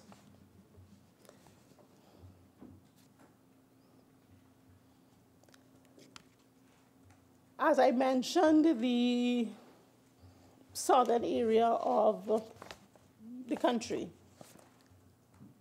let us remember that, in my view, a game-changing project is expected to start soon down there, and that is the dry docking facility, which we are engaging in partnership with a Chinese company. As we had indicated to you previously, the Chinese have a significant boat operation, and they use the Panama Canal, and they need repair services, dry docking services, as they negotiate international waters. Trinidad and Tobago, being placed in a hurricane-safe zone, is an ideal location between North America and South America to give us this advantage that we expect to see materialize into a very profitable business. And that will not only create jobs and earn us foreign exchange, but in my view, has the potential to really develop and cause the La Brea and Point area to boom again. This would be significantly aided by another project, an infrastructural project that we are continuing, which is the highway from San Fernando to Point Fortin, all of which produces jobs. In respect of manufacturing, we have, as I indicated earlier, to promote the export sector, we have created foreign exchange accessibility to export-oriented businesses to allow those businesses to continue to operate, generate foreign exchange for the benefit of the country. We are in the process of creating special economic zones to replace the current free zones, which we are designing in a way that they are more flexible and should encourage more activity in those zones. We are about to embark on the construction of the industrial park at Phoenix Park, which will also create jobs, generate foreign exchange, bring foreign investment into the country.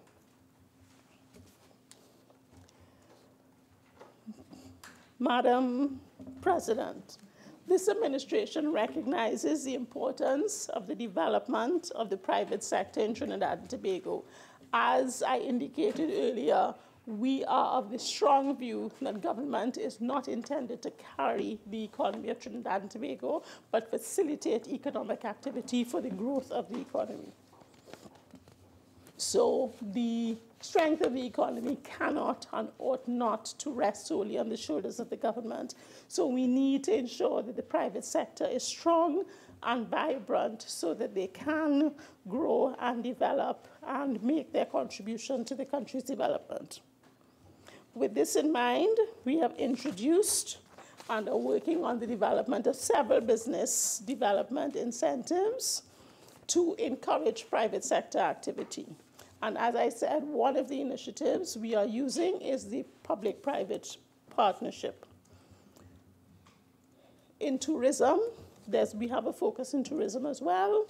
We are seeking to create a best-in-class brand for the Magdalena, Grand Beach and Golf Resort, because Tobago, like San Fernando, requires an injection to recognize their full potential.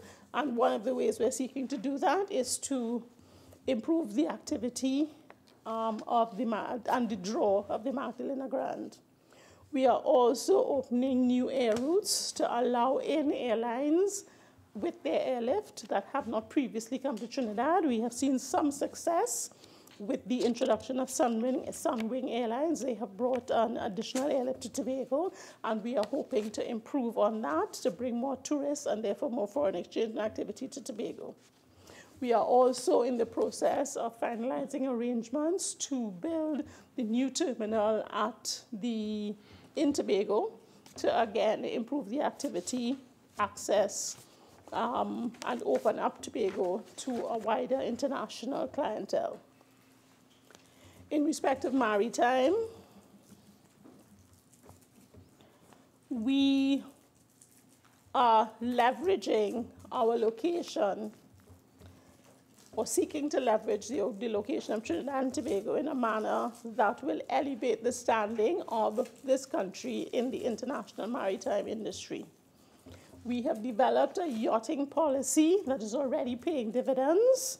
We have seen an increase in the arrival of yachts from 545 arrivals during the period January to June 2017 to 683 arrivals between January and June 2018, a 25% increase.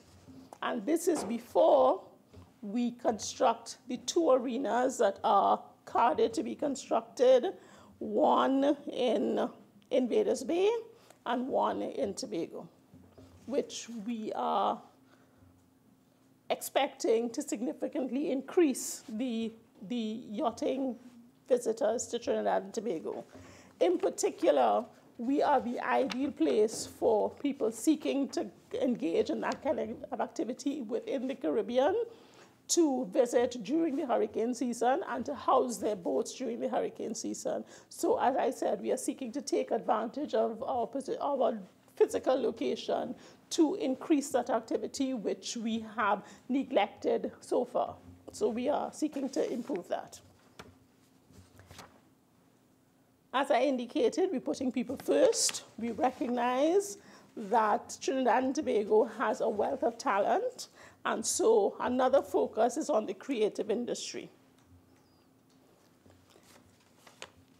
During the period March to June 2018, we launched and ran the Live Music District pilot program, and that had attracted significant interest. It gave our performers avenues to showcase their talent and to earn some income, and gave them guidance in terms of how they develop their craft. So we are proposing to continue with that initiative because we think it will bear fruit. With respect to the fashion industry, UTT has a 2-year diploma and a 4-year undergraduate degree in fashion design and a 2-year diploma in fashion management. We also introduced and operated a certificate program in ultra-bespoke tailoring in November 2017 through collaboration between Ministry of Trade, Fashion TT, MIC Institute of Technology, and the Seville Row Academy. From all reports, that was a successful program. We extended it beyond where we expected it to go, and we are hoping to see that the participants in that program get involved in production of clothing for export.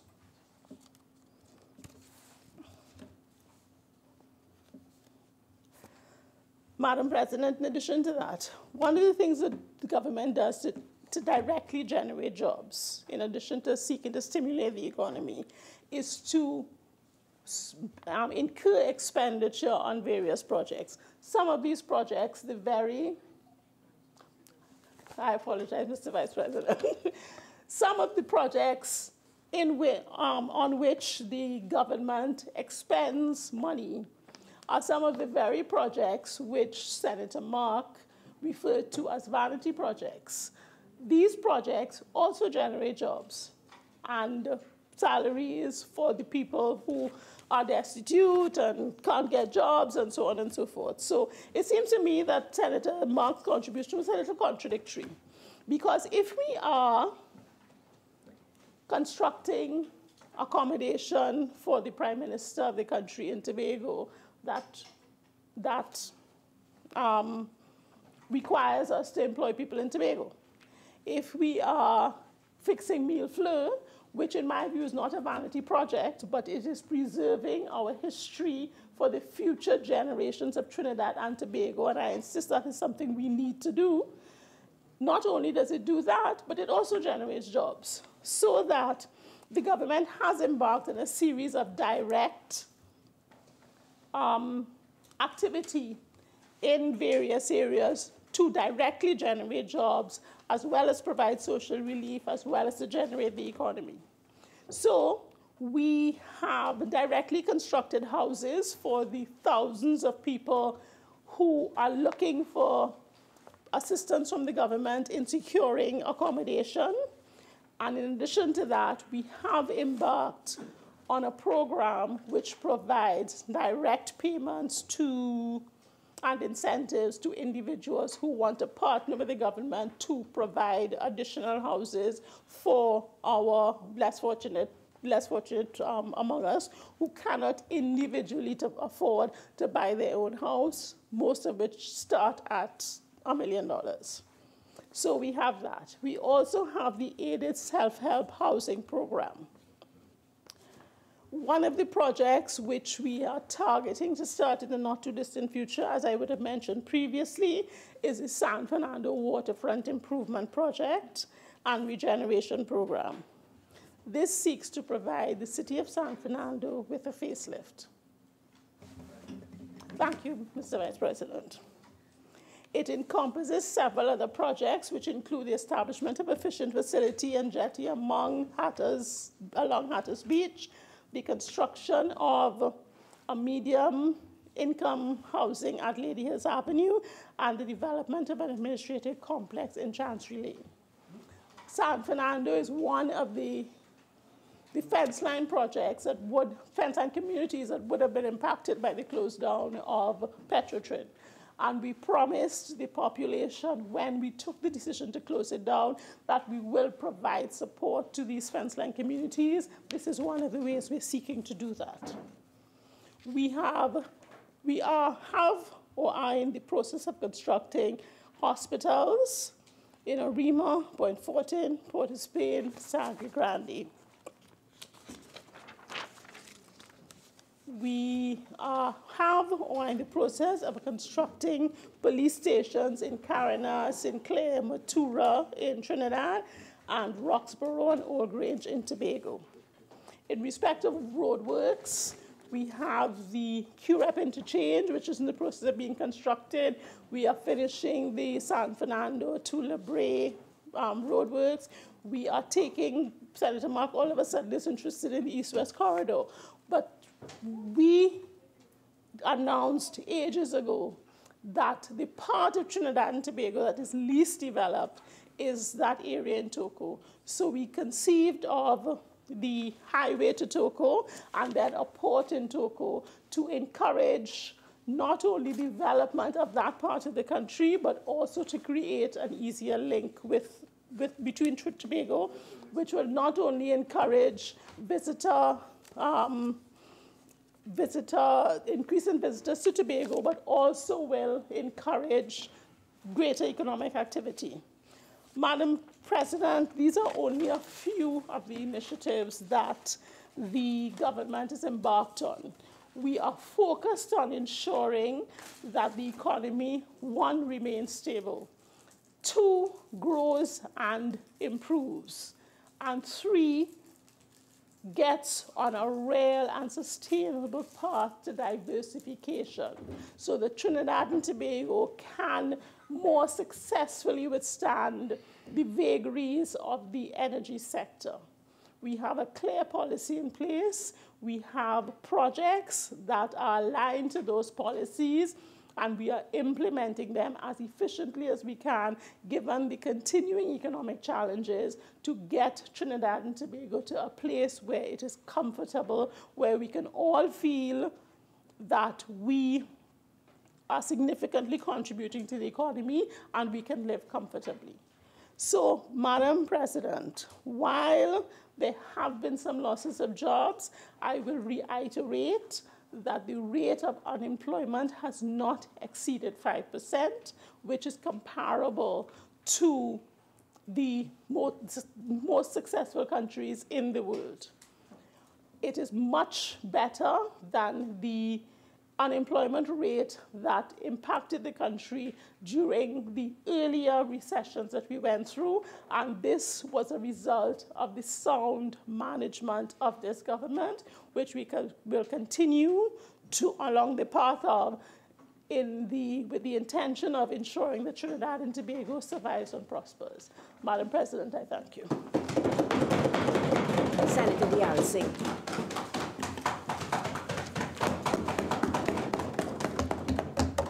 Thank you, Madam President, for allowing me to take part in this discourse.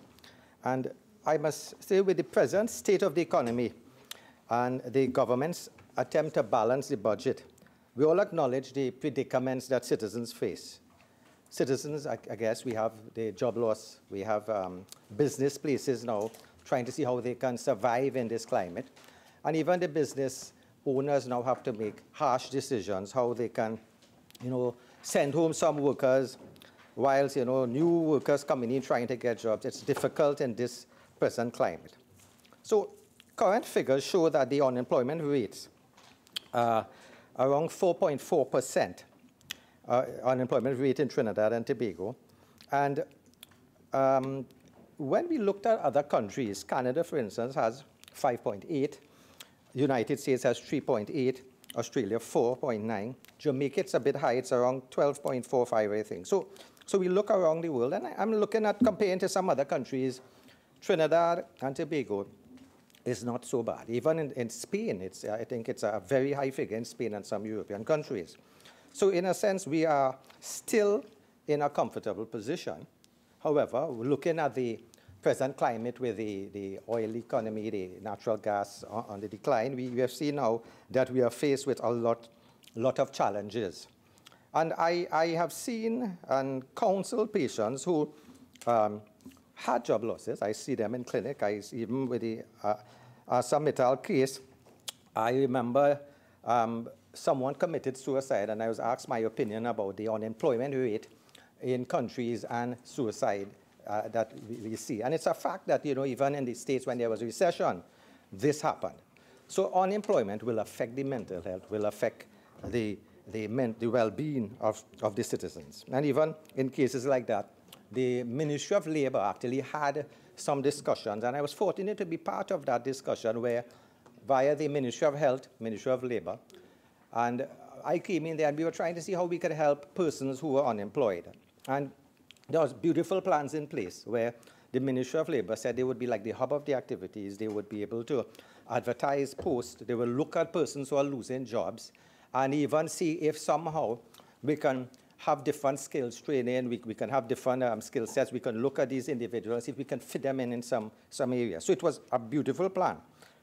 However, you know, when I try to, you know, get into some channel, when my patients try to see how they can get access to see which jobs are available, you know, I've just lost a job, but, you know, I'm trying to see some avenue, there's still no system in place that I would look at and say, hey, this is an easy system in place. For instance, you're now trying to get a job, but your Ministry of Labor will have certain information. But you see, when an individual comes to us, even self, or even go to social services, and they're going to ask for social welfare, they will say, well, they've lost their job, there's a situation, we need something to tie them through, and I'm pleased that the grants that were given were, you know, increased, and this is something that could go away helping persons.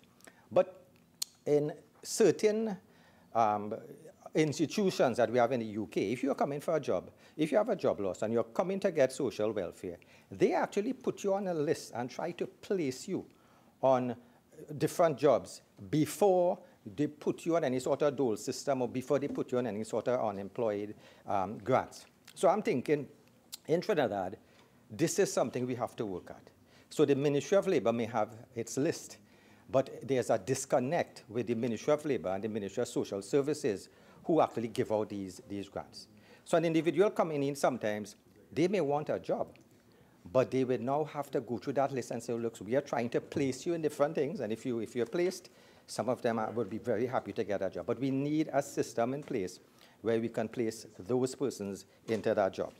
So this is something I noted, and I'm hoping the Minister of Labor would take note of that, take note of the fact that we need a better system, like where we can have a hub of activities, because there are a lot of little activities that are taking place. So persons may be unemployed, and there may be a course being offered in Mayaro. There was a course, I think BP had a course for the residents in that area. And that course actually afforded residents in that area to get a loan to try and do some sort of a private enterprise. And it is actually, you know, little activities that are going on in the country, and it was called MyPed. It was a Mayaro initiative for private enterprise development. It was a BP initiative to help the community, and the Minister of Finance actually stated that there is a need for more corporate sponsorship and private government intervention, and this was an excellent program, and I think there's a need for more of those programs. So besides a need for that, there's also a need, I'm saying, for a hub. There's a need to have it up in the face of the persons. You lost a job, but this is where you can apply. This is where you can get a job. This is different activities taking place. Because even the URP had a URP micro-symposium through different parts of the country. CPEP had micro-symposium. And there are different governmental agencies which will have training programs. YTEP had excellent training programs also. But it's so scattered that it's still missing individuals out there. So we need something out there, up in the face that people could say, listen, I could go into these programs and I can latch onto it. Because I think we have to understand sometimes the nature of our persons in Trinidad. Sometimes you have to carry the program to them because some of them will just sit in their depression and don't even come out. Or some of them, you know, they think things must come easy for them. And the newer generation, it's getting worse where younger persons now may think that they need, you know, persons to come and give them something rather than to go out searching. So it's a psychological mindset where we have to say we are missing there's a gap, we are missing certain persons. We have to go after them to see how we can engage them. And as I am speaking, I want to see how this problem affects the youth, the aged, and also Senator Mark mentioned the foreign nationals. So those are the aspects I just wanted to look at and mention some suggestions that I have. Well, the youth, the young, the restless, they are, you know, when we look at figures, when we look at certain statistics, when we look at, you know, the central bank statistics, and you find some statistics that we had from different institutions, they actually looked at the fact that the youth unemployment and crime is a major issue. And we all know in Trinidad, in the Caribbean, crime is a major issue. So anything that could tackle the crime, I think, anything that could put a dent in the crime, I think we have to go after. And youth unemployment is a major issue now globally. The ILO Regional Director for Latin America and the Caribbean, Mr. Jose Salazar Zirinax, in the annual labor overview of Latin America and the Caribbean in his 2017 report presented at the headquarters in Lima, he actually quoted, the labor markets of the region continue to be highly, you know, he said the labor markets continue to be highly, you know, just excuse me one minute, let me see.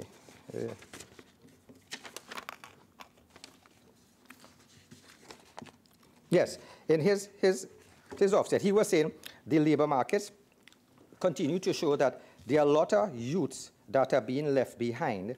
And he actually tried to tie in the fact that in the Caribbean and Latin American countries, the levels are so high that he was saying that there is a need to tackle the problems that we are having with the youth and the youth unemployment. I think he said in Trinidad and Tobago it was 11.35%, and in St. Lucia, 43%, while overall 24% of unemployment rate. So 11.35. So we see that on the average, unemployment, 1 in 4, we may say generally, but in the youth, unemployment rate is almost twice that of adults. So therefore, these children, they have hope. They should have a life plan. We are seeing suicide is the second highest cause of death among 15 to 29-year-olds. So imagine you come out as a young person, you have done your studies, but you cannot get a job. And I think we, you know, will have, it's our duty, you know, to give this youth, because they have now scattered dreams of the youth where they cannot plan to get a job, they cannot plan to have a home, they cannot plan to get a family, and this would further frustrate them and lead to the unstable mood that we are seeing in our youth now. So in more than one way, we have to tackle this problem for the mental health of the youth and for the fact that it can look at our crime statistics. And there was a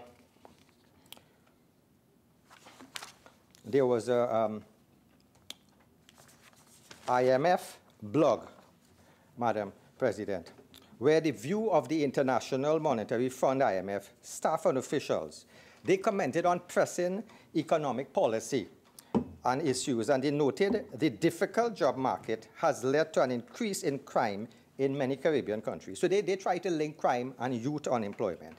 In several Caribbean countries, crime has risen sharply since 2004, and murder rates are now among the highest in the world.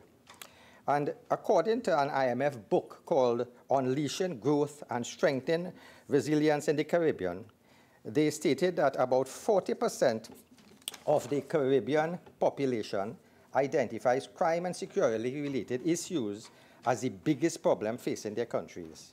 and they quoted a 2012 United Nations Caribbean Human Development Report, which stated young people are both the primary victims and the perpetrators of crime in the region. Victims of violent crimes are mainly between the ages of 18 and 30 and from lower levels of income, while 8% of prosecuted crimes were committed by people aged 17 to 29. So here you are, the young persons, unemployed, are victims of crime and also perpetrators of crime. So we have to look at this. And part of their recommendation, they said balancing crime suppression programs with prevention, including youth vocational training that increases job opportunities in the formal sector and keeps youth off the street, targeting intervention in high crime areas and developing indicators to more accurately monitor the effectiveness of anti-crime programs can deliver good results.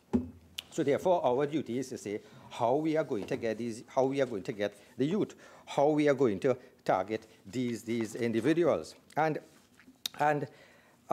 there was a central bank report that I remembered in 2016, where the report actually noted the highest rates of unemployment were recorded among youths, elementary workers, and secondary school leavers with 0 passes. And I want to look at this factor. Secondary school leavers with 0 passes. Also, they mentioned the 15 and 19 age group recorded an unemployment rate of 13.3%, while the rate for the 20 to 24 age group was 11.2%. Meanwhile, all other age groups showed unemployment rates ranging between 0.9% and 6.5%. So 2 points I would want to develop from this. Why are persons still in our secondary school system coming out with 0 passes? And this is, I think, is a major challenge. We are putting a lot of money into the educational system, but still, it seems that we are still failing our youths, and those are the youths who will come out there unemployed, and maybe the youths who may be dysfunctional in society, and youths that may need help. So we have to look at that issue about it. But we have to understand the educational system will not really help all.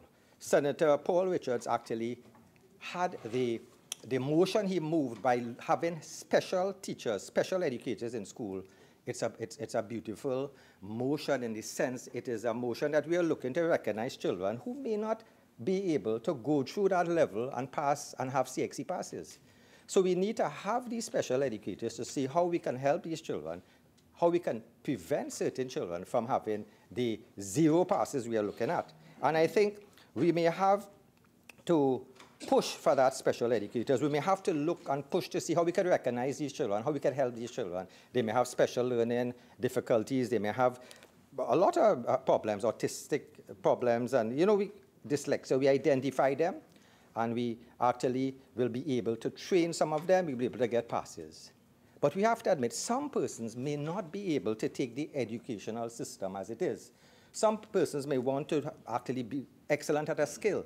So the child who cannot read his book may be the child who could be the best football player and could go and represent us. The child who cannot understand a math equation may be the child who could be the best musician now, and who could actually be the best welder, to be artistic, or even build excellent carnival costumes for it. So we have to individualize our kids, recognize them early enough, give them that education. So education doesn't have to be just a book education. Education has to be the education and different things you're doing. You're getting certificates in welding, you're getting certificate in music. So this is the level we have to look at in targeting these youths.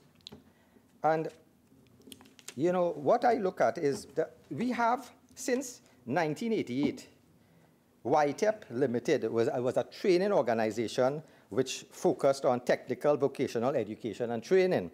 And it was established in 1988 with World Bank funding and the Ministry of Education. And that was there to meet the labor and market demands of the industry. The organizational target was unemployed youth, retrenched employees, and displaced citizens between 15 to 60 years. So this was in place since 1988, yet still we are having a segment of persons not engaging in these activities. YTEP is there, it's a beautiful program. It's scattered all through the country. People have to reach out to it and get that education.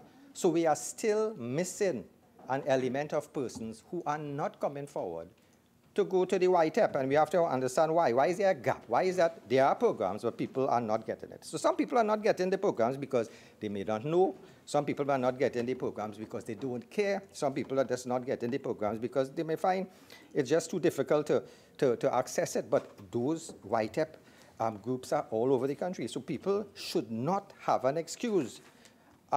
Youth sitting in the corner should not have an excuse again to be idle. And this is looking at the second point I would want to look at, is the fact that when this report came about they looked at the youths, and they looked at the ones with 0 passes, and they also looked at children between the ages of 15 to 19. I was a bit appalled because I said, why are we looking at ages 15 to 19 as being unemployed? A 15 to 19-year-old to me should be in school or in some program. So when I looked, so that jumped at me when I looked at the central bank figures 2016, when they give that little preamble about 0 passes and 15 to 19 age group. And this is a point I'm thinking, we should never encourage young children to be working. They have to be seeking an education, or if they cannot seek an education, seeking a skill. And this is what I'm looking at now, that we have to look, how are we going to get these children to seek that skill? So we look at the fact that, if we are saying, according to our recent legislation, that a child is less than 18, then no person less than 18 should be employed. No person less than 18 should be having to get a job.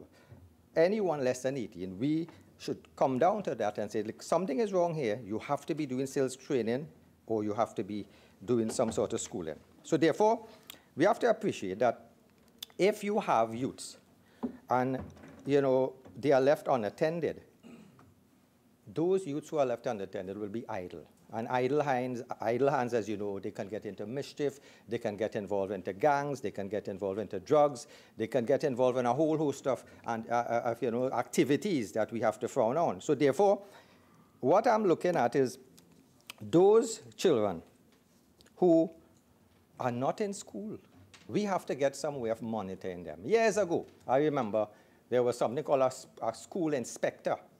So if you miss classes, the school inspector would go home and make your mother responsible, or look for this child and bring this child to school. We have to reintroduce this system where any child who misses school, you go after them. A school inspector says, you miss school, either your mother is responsible, because if you are a mother and you have, because I've been seeing mothers who have a lot of children, and sometimes they don't know where the children are. They don't know, 6 o'clock in the afternoon, a 15-year-old girl, you don't know where she is. If you have to be, if you are a mother, you should have the responsibility and the duty to take care of your children. Because if you do not do that, those children, either the boys will get into mischief. Yeah, if they absent fathers, yeah, also. So I agree totally. So the responsibility, but you see, they take a society, we have to look at how could we make our home, the persons in charge of our home responsible. How could we ensure that our father does his duty and stays within that family, or even if he's not staying, gives the money to the mother to help with that family? All these are factors we have to tackle. So let us say you have a child, and this child is in the corner, Lyman. There's programs that this child could go into. This child could go into YTEP. This child could go into MyLat. This child, there's high programs. There are a lot of programs. But those children are not coming into those programs. So we have to see how we can engage those children. Because if you do not engage those children, as the statistics show, may become crime statistics or perpetrators of crime. So I'm saying, I think we have to make it a crime to let children be idle. We have to do something, because the children of our country, I'm saying, let the parents take responsibility. So, and also, because oftentimes we see in the news where a child is caught with a gun, and the mother comes down and say that, oh, he was a responsible child, and we frown and say, where was she when this child was liming with guns?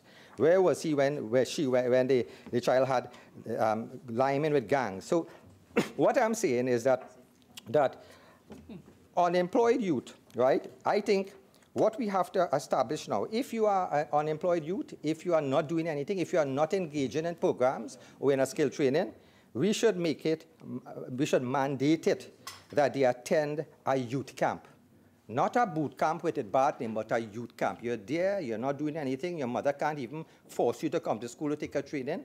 Let it be mandated that these children have to go to this camp, a youth camp. Now, a boot camp, they were saying, was for children who are delinquent. But what I'm saying, idle children, we have to engage them. We have to bring them in because there are programs there that they are not even getting. So that youth camp, I'm thinking, will have that, catch those cadre of individuals who are going to be there and are not going to come into our system that we have had.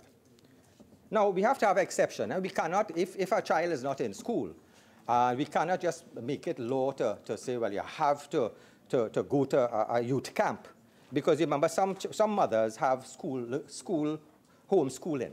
So homeschooling is there. Some parents don't like the children to go into traditional school, so they do homeschooling. But I'm saying, if you're doing homeschooling, allow a social worker to go to visit that home to give approval that, hey, you're doing homeschooling, it's your right, but that child is safe within that environment. Also, again, concessions have to be made for those children who probably are not so intellectually, capable of attending to school, but their father does a trade. So they say, well, I want to do gardening with daddy, or I want to do woodworking with daddy. A concession has to be made for those children too. So if they do not want to go into the traditional YTEP, MILAT, high programs, let these children at least be able to stay with their parents. They are underage, but again, the social worker will say they are in a safe environment and they are learning their trade from their parents.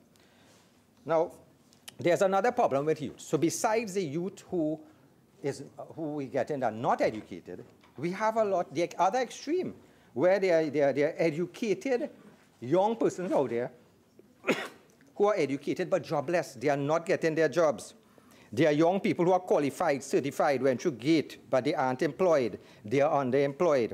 And with the increasing economic hardship, we are seeing more of them.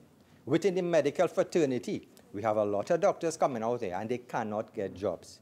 Whose fault is it? Is it that the university is producing too many doctors? Is it that the state has duty bound to provide employment for these doctors? It has to be a joint effort where we have to see, do we have enough doctors in certain fields to man those fields? And once we have enough doctors per patient to man that field, government has made its obligation. If the university now wants to churn out plenty of doctors, because that is a way that they can help their finances, well, they have to get some system in place where they will say, well, we are going to get training for these doctors somewhere else. So we are faced with doctors here coming out from the University of the West Indies in St. Augustine, more doctors coming from Barbados, from Jamaica, and other countries coming in here, and all looking for jobs. So I'm saying once the government makes that standard of patients per job, per doctor, that quota, how much patients are required in each department per doctor, then I'm saying the university has to look at where can we get jobs for these doctors. Thank God with the Brexit, you find now there's an opportunity now back in the United Kingdom where doctors can go and get jobs there.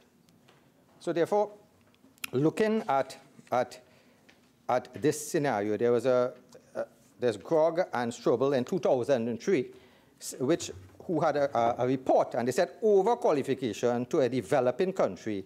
It has been noted that overqualification is a widespread issue in developing countries also. So it's both a problem where you have people who are now overqualified and cannot get jobs. And then I would like to quote the University of British Columbia, Professor Paul Kershaw. He noted, almost 1/4 of the generation of young adults born between 1981 and 2000 are working temporary or contract jobs, nearly double the rate for the entire job market. Almost 1/3 are not working in their field of education. 21% are working more than one job, and close to half are looking for a new job. So Professor Paul Kershaw noted, this, and it sounds familiar. It sounds like what's happening here. And he said part of the explanation is our aging population. With our aging population, there's a bit of a bottleneck with baby boomers still in the labor market. And the millennial generation is the one that is really suffering from this. Another factor is the current environment in the corporate world. And it is not that young workers want to be in contract jobs, but that's what's available at this point. So globally, it's a problem. So I'm thinking that our youth will have to look at this fact, that's a global phenomenon, and realize, hey, I may not get a full job. I may have to get a job that pays less. I may have to get a part-time work, but at least get a footing and enable yourself to work. So again, this is an initiative government has to look at offering jobs, probably at a reduced rate in the reality. You're not forcing anybody to take it, but you're saying we are giving these type of jobs. And the OGT on the job training does provide, an avenue for certain persons to come on board. Again, while I looked at this situation with the youth, I now look at a problem where I see another problem occurring. And as I closed on what Professor Paul Kershaw mentioned about the bottleneck. But you see, Professor Kershaw tends to blame the elderly population also for not vacating their jobs. But this is an issue I have to give. And this is my second point. So looking at the youth, looking at the problem with the youth, I want to look now at the aging population. We have 12%, around 12% of our population are above 60. And we have to realize that we cannot just, look at these individuals and after they reach the age of 60, say you're no longer needed, get out there. That is a great disservice to people who have served years. And just recently, recommendations to increase the national retirement age to 65 were made by specialists during a meeting at the Joint Select Committee on Finance and Legal Affairs into the National Insurance System in November 2017. So the NIB Executive Manager of Policy, Planning and Actuarial Services, Fayyad Khan, said the National Insurance Board recommended increasing the contribution rate to 15.6% and raising the retirement age and freezing the minimum pension at $3,000. This point of view, I must say, it's a point of view which I personally held since 2010. And I quote an article from the journalist Alicia Lanos, Thursday, February 25th, 2010, in the Guardian newspaper, where expert calls for laws to end age discrimination. And in this article, I, as the secretary of the Trinidad and Tobago Psychiatric Association, speaking on a forum about the mentioned mental illness in the elderly, I said there was a dire need for the Minister of Social Development, Amy Brown at the time, Honorable Amy Brown at the time, to create anti-age discrimination legislation, especially in the workforce where employees who are 65 and over were expected voluntarily to retire. And I looked at an example of the British Employment Equality Age Regulations of 2006. And this legislation came into force in October the 1st, 2006. And the regulation followed similar structure to other anti-discriminatory legislation. And significant issues addressed in the legislation, including the provision of a national default retirement age set at 65 to be retained for at least 5 years, and the right of employees to request work and work beyond the retirement age. So since 2010, it's the same. I was following that line. Because you see, now I understand the problems that may arise out of an employee declining to retire. For example, the inability for our junior employees to be promoted to a higher level. But even then, I suggested a lateral movement of the senior employee and allowing him to keep his job and allowing for an upward movement of the junior employees. And age discrimination, I said then, was often overlooked for more outwardly obvious forms of discrimination, such as gender and racial discrimination, although it carried the same negative personal, social, and economic implications. So even then, we had a little battle with the Northwest Regional Health Authority when a senior doctor was about to retire. And we actually had to beg and said, listen, this doctor has done years of service in Trinidad. Don't just send him so. Give him a part-time job. Let him move to the side, part-time psychiatrist, and let the younger ones come up. And he continued working years after. I think he worked until he reached the age of, I think it was 78. So he did excellent service there. And the fact is, he not having little children to drop to school, he having a work ethic was different from the younger doctors. He performed far well. So looking at that issue, I'm saying we have to look at the lateral movement for the elderly employees because we have that level and that amount of persons who will be unemployed if we just look at that 12%, which is growing because we have an aging population. We cannot put these people out there just to exist and do nothing. The third point I would make is about foreign workers. And Senator Mark did bring out a point about the workers. There's workers from different countries, Nigeria, China, and all these places. And I'm saying that for years in the medical service, there were doctors from Philippines, Nigeria. And so we had a whole set of workers coming in, and we had wonderful time. We were able to integrate. We were able to learn about different cultures, learn about different countries, learn about different healthcare systems. And it is a good experience to have these persons from different cultures coming in. However, in Trinidad and Tobago, we have to realize that in November the 2nd, 2000, we became the 140th country to sign the 1951 convention, relating to the status of refugees and its 1967 protocol, the foundations of international refugee law. And we have pledged since then to uphold the terms within this document. And refugees, we have an obligation to provide fair employment and therefore cannot be discriminated against one individual who has gone through proper asylum process. Two problems I see with this. I am seeing individuals coming in from Venezuela, and persons are hiring them at wages that are very low wages that even the local persons now are at a disadvantage. So while you have a gardener, you may be paying $300 a day, and these shops come in from Venezuela, somebody might pay them $200 a day. It's happening. Yeah? 100. You see, so it's a level of taking advantage of these persons. So two things we have to look at here. We have to look at taking advantage of these individuals in the construction industry and other industries, plus we have to also protect our local persons where they now will not be getting jobs because you are hiring someone else. So what I'm saying is we need to put in place that standard minimum wage of 15 TT, I think is an hour, has to be adhered to.